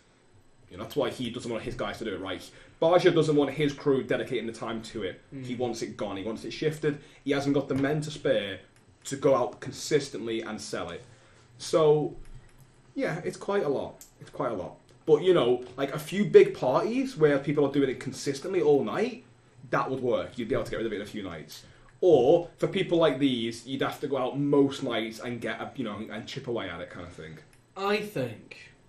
You guys are drug dealers, right? That you do. Yeah. So it's your day. It's your 9 to 5. It's your day-to-day activity. Your work. Merrick's thing is totally about growing the business and like getting more of a name for himself. Yeah. So I think we should do the recall, and just like. Ooh, I like it. Okay. Advertise back at the like the Silken News. Yeah. And then people will know to come to the Silken News for like. Yeah, and then once we build some clientele, getting rid of that spark will be easy, right? Okay, yeah, that makes sense.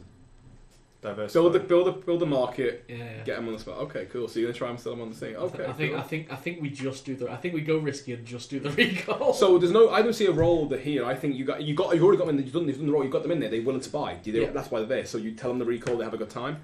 I am, however, going to roll a fortune roll for them and see just how far the gone they are, and see what kind of trip they have. Oh dear. So we only offer quality products. You do only offer quality products. You guys are tier 0, right? Mm-hmm. I'm going to say because you are and your ability. I think it's a +1. And is your ability the good stuff? Yeah, we had like the good stuff, right? So the quality equal to tier +2. Tier +2, so it's tier 2. So it's tier 2 already. It's tier 2. I'm going to let one of you guys roll for this. Oh dear. Okay. 2 dice. So it's tier 2. Tier Do 2. you say we get something else? Or Well, now you've got the good stuff, I think that tier 2's fine. Yeah, it's going to be straight tier 2. Let's just see how well they do. we make good shit.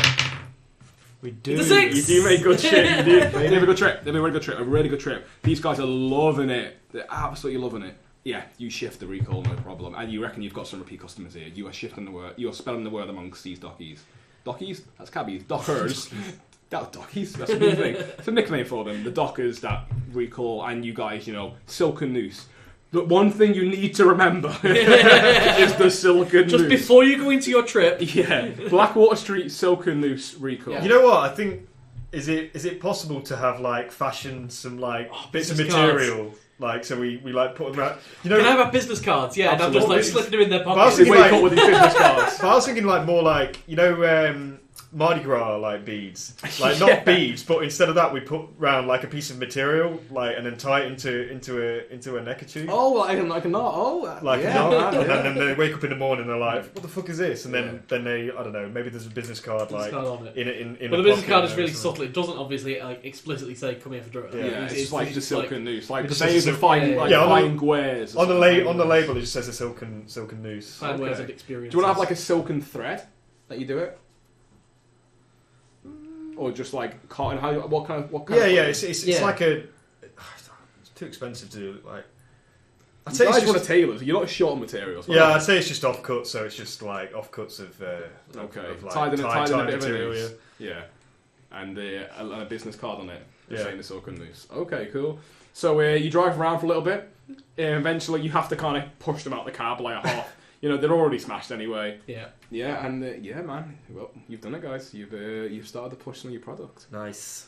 You've got 10 coins worth of stuff from Baj, and you've been pushing the word for recall. Would it be worth doing a clock for that, or are we just saying we're going out during our every day to do What that? clock? Oh, to shift Baj's gear. Yeah. Yeah, that's a good one. Okay, we'll do that. Yeah, do a public clock because I've got 2 clocks ready from tonight. Oh God.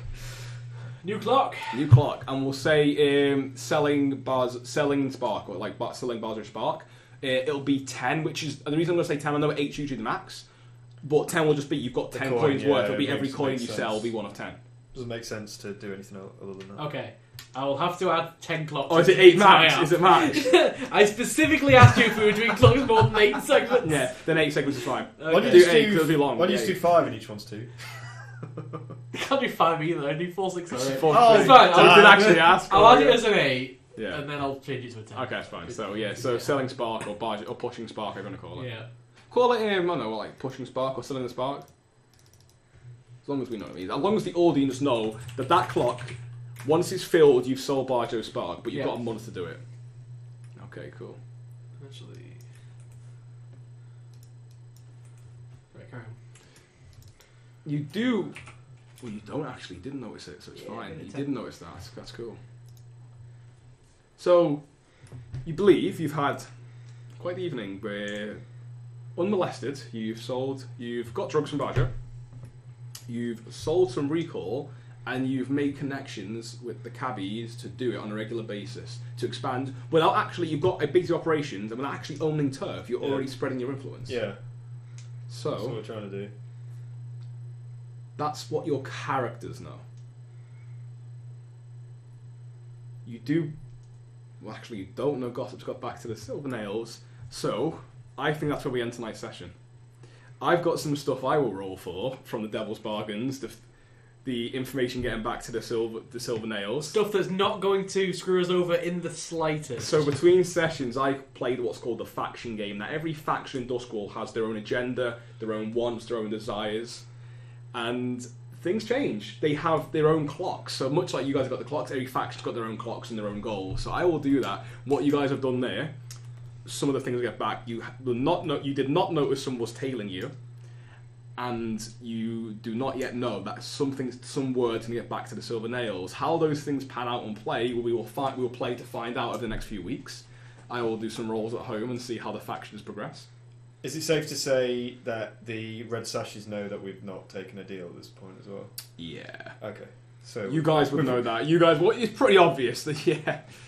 Absolutely. Yeah, so that's another thing in the pipeline. So after session 1, I mean, in Blades you always make waves anyway. So we've made a few waves. We've annoyed some people basically. It's always made friends, annoyed people. But yeah, plenty of things to ponder next time. And, absolutely. But no, I think that's it. Anything you guys want to do anything else? I think that's a good place to end tonight's session. You know, as the credits roll, you guys just push the junkies out, the joggers out into the side. Nicely, the camera focuses and just sees that the silk and noose on the neck, and the cabs just roll off into the afternoon. Yeah, I want to say the evening, but it's the afternoon. So anything else you guys want to accomplish, or call it there? No, call it there. I think. Awesome. So call it that. Perfect. Thank you for staying with us, guys. So we will be back next week. Same time, 7 PM UK time. So we've got to experience first, right? We do. So we're back next week, 7 PM UK time. But feel free to hang around after the credits, and we will do experience. So we'll be discussing tonight's episode. And the experience in Blades is pretty cool in the sense that it works off. Have these guys done what their characters would do? They have XP triggers, which is addressing situations or conflicts with specific things related to their character. Have they brought in their background, their beliefs? Have their characters basically been interesting, I guess is the best way to do it, Blaze. It's not like, have we killed someone and got XP? It's, has the narrative been furthered? So yeah, feel free to stick around after the credits. We'll be discussing tonight's episodes, we'll go through the experience, see that side of it. If you just want to have the story and the pure story, we're back here next week, 7 PM UK time. If you can't wait till next week, you want to get a fix from our resident drug dealers for more Blades, this episode will be uploaded to YouTube. When will it be on YouTube? It'll be on... I'll get them tonight. We'll get them tonight, so you'll be able to watch more Blades. You can rewatch tonight's episode later on this evening. YouTube is Guild of Gaming, I believe. Yes. It's Guild of Gaming. We'll put a link in there as well, I'm sure. But thank you so much for joining us, guys. It's been an absolute pleasure having you here, and I hope you've enjoyed tonight's episode. A lot of information tonight, but that's pretty part of the course for a first episode. Yeah. And I feel like that snowball is beginning to slowly start to go down the avalanche. Yeah, it's very obvious that we're starting to start pissing a lot of people off, should we say? I love it. But the thing with Doskvol, isn't it? Everything in Doskvol is already owned by someone. Yeah. So you want something, you've got to take it off someone else. And I think it's going to be, honestly, like next week is going to be crazily action-packed. Like, it's just going to snowball. There's followed you? repercussions, yeah. That's it. Someone's seen you who followed you. Yeah. Silver Nails might, we'll see how they react. And we've got entanglements to do, which I think we do at the start of next session. Okay, that makes sense. So what the guys have in this final part of the game, which we're not doing tonight, we do at the start of next session, is called downtime. What downtime is the players will pursue long-term activities, what they want to do. I will also roll, so you guys can see what an entanglement is. And basically, the more heat these guys have, the more pressure they have from the law, the entanglements will start to get worse and worse. And it can be things like gang trouble, trouble from rivals, the police, maybe, friends or family get hurt or injured. It can just be the day-to-day dangers of being part of a gang happens. So we'll see what happens there next week. Yes. Yeah. Awesome. Anything else you need to cover? Any of the news? That's it. Yep. Awesome. Thank you again, guys, for joining us. We'll see you here next week. But until then, from the foggy streets of Doskvol, we'll see you in the dusk.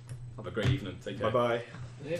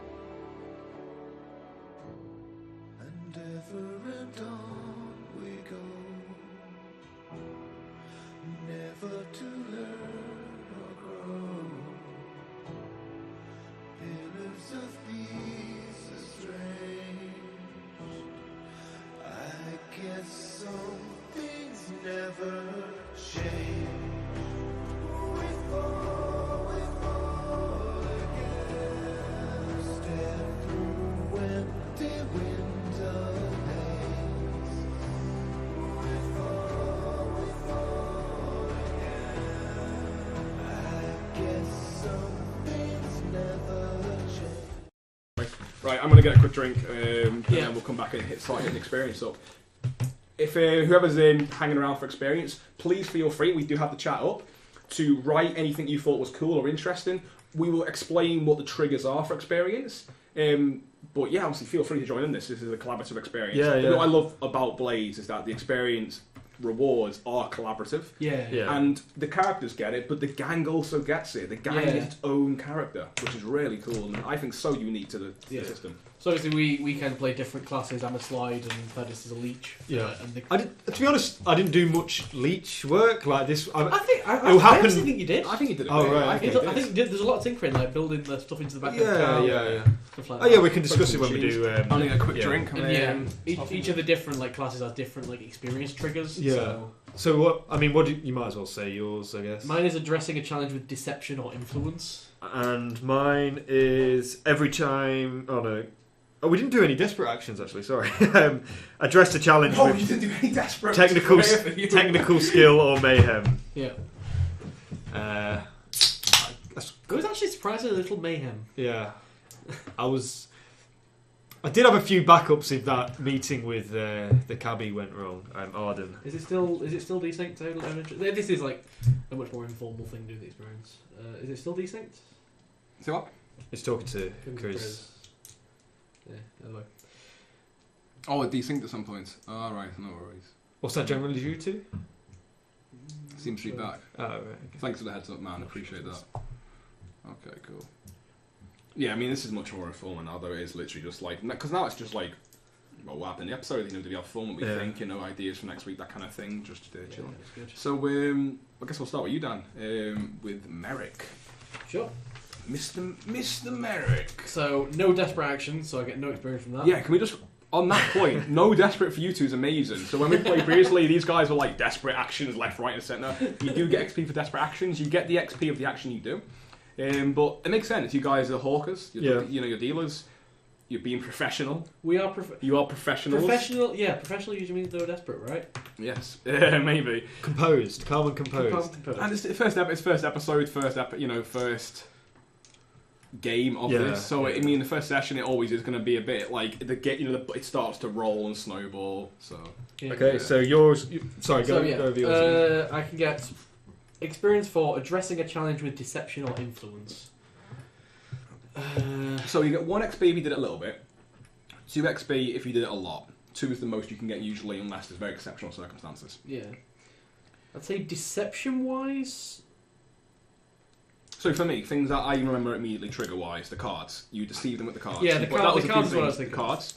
Every opportunity you got was, what was it? It's deception and influence. Deception or influence. I think there was quite. You got 2. Absolutely. I think you do. Everything was. I'm a professional businessman.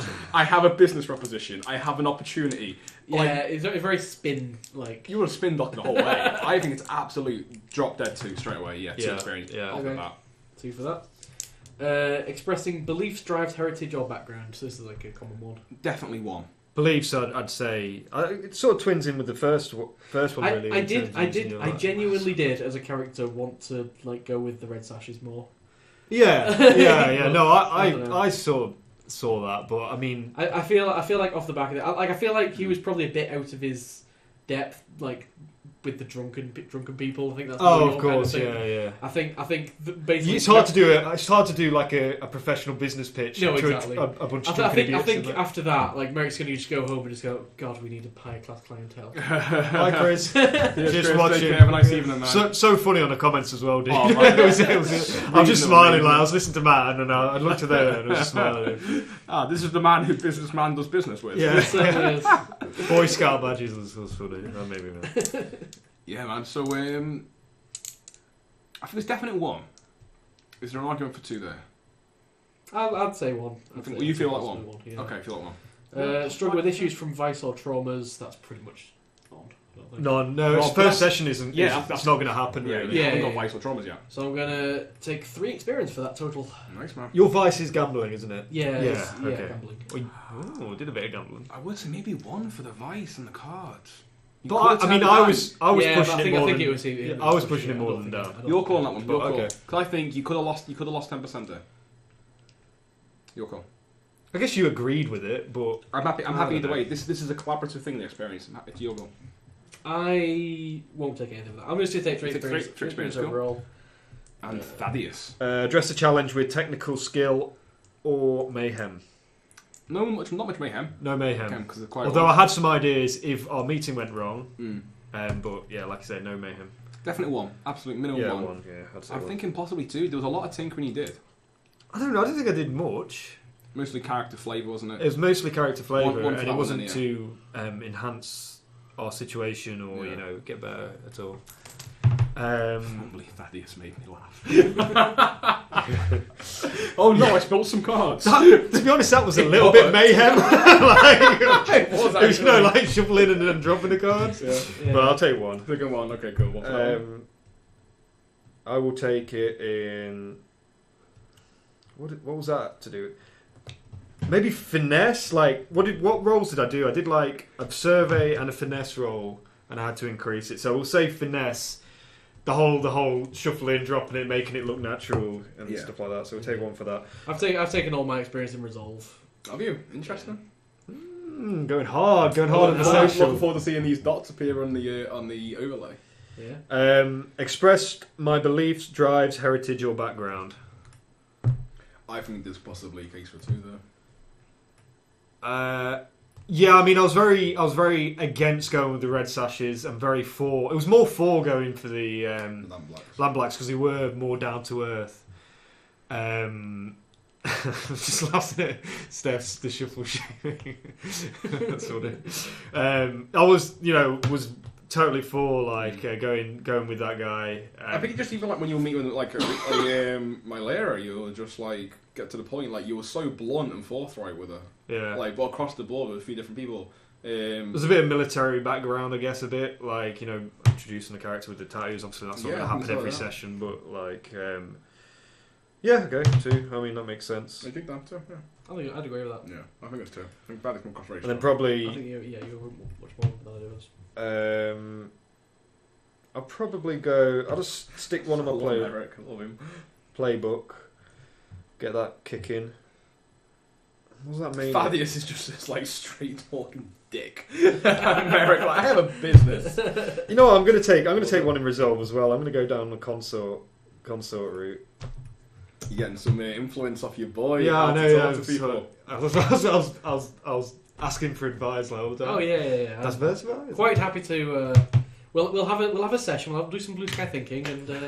So we put a thought in the pebble, like a pebble in the thought pile. I can't. Absolutely. So Thaddeus's vice is obligation, and that's his obligation to his family, which I know didn't really come up in this first stream. But when we do downtime, you probably get to meet some of his family, his wife, his oldest son, who he really. When we do downtime, really we'll see likes. the side of the game here. Yeah. You know, looking forward to seeing you guys. I'm especially looking forward to seeing your downtime because I think that's going to be quite interesting. Well, I've got a few things in the pipe. All the clock. But yeah, I think that's me. I had no issues from the vice or traumas. And the downtime for next session will tie into next week's XP. So the XP we do each set will be for that stream. So because you can get stuff from downtime. Also hits triggers, right? So we're going to open next week with payoff. I think so. Yeah. Absolutely. I'm sorry. Sorry, Dan. Did I stab you? I've been drawn, dog. I stabbed you. Because I was thinking about doing it then, but I thought because the entanglements give such opportunities for role playing, that's right. It seems to flow so well into free play. Like entanglement seems to flow into free play, which flows into the score. Yeah. So I mean, we can start with, but I think so. Yeah, I think doing downtime payoff. Yeah. So there's also quite a fun thing to start thinking of what did you do last session. It gives us a good recap for last session. Yes. And then you instantly get the money. So a crew XP. Correct XP. So our specific trigger for the Hawkers is to acquire product supply, execute clandestine/covert sales, or secure new territory. I feel like you're going to get two. I think that's definitely a two. Because you've got new supply from Barge. It's not your job. It's your dealers, not just one product. You didn't get new turf, but you got new influence with the cabs. Well, we've got a whole new delivery. We did execute covert sales. Yeah. In a way, because we got the cabs, so two. Oh, Spike B. Yeah, cheers. Who is that? No idea. Okay. Well, thank you. Thanks so much, guys. Awesome. Thank you. I love the feedback. So kind. So I think it's an absolute 2. Yeah, 2 for that. So we'll mark 2. Because I think the cabby idea is brilliant. Mobile meals on wheels drug wagon is spot So we've got 10 marks on our XP, and once we mark off 10, we get to choose a new special ability, basically. So the special ability the guys have got, they start with one, is the good. It's called the good stuff, and that is that in Blaze in the Dark, they have tiers ranging from 0 to all the way up to 6 or higher. The highest gangs are 4. And they also have weak and strong. So like a tier 3 weak is not as good as a tier 3 strong. Strong is how secure they are in their location. Yeah. You guys are tier 0 strong. So you have one location, you have no real You're actually strong. You start strong, yeah. Yeah, you start strong. But the good stuff, the ability they have is that their drug is equal to their tier +2. So as they rise in tier, they get better products, they get more, better workshops, better supplies, better raw materials. Yeah. So it will rise with it. But right now you have a tier 2, so your drugs are as good as what the Lamp Blacks or the Red Sashes can make. We got good drugs. You will have a far better product, and that's how good you got. Your expertise, your knowledge and know-how, your sales pitches, that all ties into having a level 2. So when you get 10 experience, you can choose another ability. Yeah. Can I just clarify, the posters were for the Silken Noose, which is the front of our business, which is the tailors. The first 24-hour tailors in the city, may I ask. Yeah. May I say. But yeah, so it was sort of covert. I mean, might say, like, and drugs, like at the bottom of it or something like that. Maybe on the back of it, like if you pick up a really small letters, really small letters. But yeah, good. So the second one is contend with challenges above your station. I think there's a 1 there. Minimum, because you did not in any way entertain my lair, especially you. But also, I think you did as well. When you say contend, it doesn't mean contend is not conflict. It's deal with, and you will engage in either business. We were looking. I think it's a minimum 1 there. Okay, we'll stick a 1 down. And then the next one I think we've certainly pissed people off, so that's kind of what you wanted with that one. Bolster your crew's reputation or develop a new one. So our reputation is professional. So did you do stuff that's professional, or did you purposely try and make, or not purposely, but did you bolster a new reputation?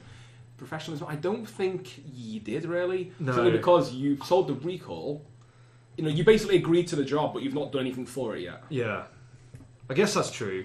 I guess how could we be professional? I guess professional is, to be honest, we sort of have done like a little bit of the opposite of professional in that but I think for me, that's what you guys think. Professional would be sticking to your word or getting the job done. Oh yeah, or wants 6 money.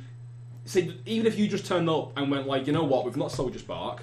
Here's your 6 money. Here's your spark back. We've done you one better. You've got your product and cash. I suppose. I mean, that's professional. Yeah, I guess getting the job done. I guess it's probably not enough, like to say we didn't cut it, but yeah, like you say, we probably have to. Like, have to give him. If I said to you, think of a professional person, the words that in my head jump out are like reliable, dependable. Other words that end in ibble. Yeah. Reliable, dependable. What's that from? Red Dwarf. Reliable, dependable, stupid words that end in able. But then again, we weren't particularly threatening, nope. And we didn't basically try and use our show of force or anything like that to try and stop people. We sort of went about it. It was more business opportunities. I don't know. I'd agree with you though, Matt. It wasn't particularly. Maybe one. The reason I was that is because you had a little bit of interaction with each of the gangs. You had one with Mylaria, you had one with Barjo. Not like any at length. You had a meeting with each of them basically. You had the meeting with the cabbie, and what you guys done is professional. I just don't know if many people are aware of it. Yeah, I guess we haven't. Yeah, we haven't completed the professional part of the deal, which is to do it to its completion and not fuck someone over. But I think everything you did was professional. You've made You've basically flown under the radar. Yeah. You've kept it all clear. You've done everything above board. Like not cutting the stuff down, keeping to your words. It's just that the cabbies aren't probably going to go and tell Barjo, oh, they're professional. Tell other peers. I don't think the word got out. That's all. Yeah, no, that's. But you've definitely laid the groundwork, 100%. Yeah. That could easily tie in next week to hitting 1 or 2 because of this week. Express the goals, drives, inner conflict, or essential nature of the crew. Minimum 1, absolutely definite 1 on this. Possibly increase for 2. In regards to the central nature and things what you do, the whole yin and yang between you two comes across very strong, the two characters.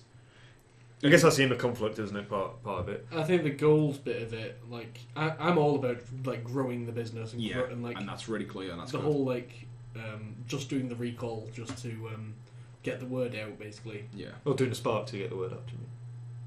We just saw recall, right? Oh yeah. I feel the drive there was you could have sold the spark, but you sold the recall because you won, and that was a big thing. You made that decision to go, no, I'm actually going to push the recall. Yeah. You made that decision to do so. There's that one. I mean, from the start, it was about as well. Like, well, you know, you made a decision to go with Barjo rather, but you had the conflict as well. My layer of wanting to go down the political route. That was a conflict. So I think that's why there's a case for two there. Not just that's the two things that jump out at me immediately. Yeah, I mean, even with like, you know, branding our front and stuff like that, you know, put up posters. Yeah, like, really two. Even the Silken Noose, that is a put two. a It's a song, definite two. like- It's an absolute two. Yeah. It's an absolute two for me. Okay. All things considered, that makes the crew unique is a two. Yeah. And I think like what pushed over the boundary was you doing that at the end, pushing that recall at the end. That's I think really pushed over too. Yeah, this is the definite two. Okay. Cool. How much did the crew get? It was a 5, so very good Five session. from the crew. I think we Would you did get better. Three each and a 5. Yeah. I think I got 3 XP. I got 3 XP. 3 XP. 3, 3, 5, man. Wow. So you guys hit the characters, and then the crew really got pushed up. Wow, halfway. Nice. I mean, like Matt said, usually there's more desperate rolls, but that's usually when things go bad. And the dice were with us today, like, you know, rolling 2 dice. Oh my god, know, you rolled some amazing Yeah, stuff. we rolled some good Yeah, dice yeah. today. That's not going to be the case in future. No. I mean, we were rolling like 1 dice in situations, and it could have went so much worse for us, and love it. it just didn't. Absolutely love it. I mean, I had to resist. I had to resist, like Yeah. at one point. Like, you roll a so- 5. Yeah, you know, but but if you roll a 1, you suddenly a massive stress. yeah, exactly. What are you on both 1 stress? Is it I'm on 3. 3? I've taken 1. You're on 3. Wow, you're higher than I thought though. Yeah, I took 2 to get an extra dice because Yeah. I couldn't. I was on a Yeah. 0 for finesse. Or And a something couple of like that. devil's bargains coming in, which I'm quite excited about. Oh yeah, there's a few of The those. walls as well. have ears and being followed. Yeah. Awesome. So, anything else to go? I think that's everything. No, isn't it? that's everything. So next week we will start with payoff to Yes. see how much you guys money Money, what you money. earned. We'll have some entanglements to see what's happening in Doskvol in the meantime. Yes. I will do some faction rolls, which is always fun, which you guys will just experience the effects of, both good and bad. And then we'll see what picks up there, man. Yeah, the ball's starting to roll. The first domino has fallen. The first domino has fallen. Where will the dominoes lead to power and riches and glory for you, or will it end with a knife in the in the belly and the body in the gutter? We'll find out. Hopefully, we're not one of those dominoes. Hopefully not. Awesome, guys. Right, same time next week, 7 PM. Thank you for sticking around at the end. We hope you enjoyed it. The comments have been making me giggle. I do like the covert sales using posters. But awesome. And Spike B, 80. You will never guess who I am. Who do you reckon I is? Spike. Is it George and Dawn? Oh, maybe. Yeah, maybe. Isn't Dawn? If not, I feel awful. But if not, give us a clue. I'd love to have a clue. But awesome, guys. I think that's it, isn't it? Yeah. Cheers, guys. First merch right. Posted clandestine sales.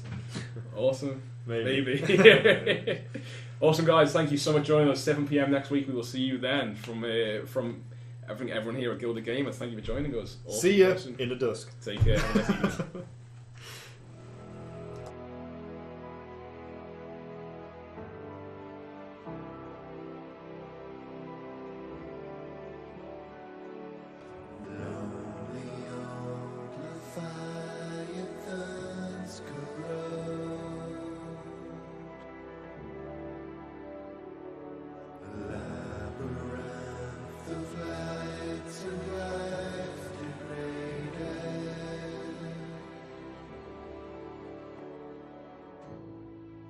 Ever and on.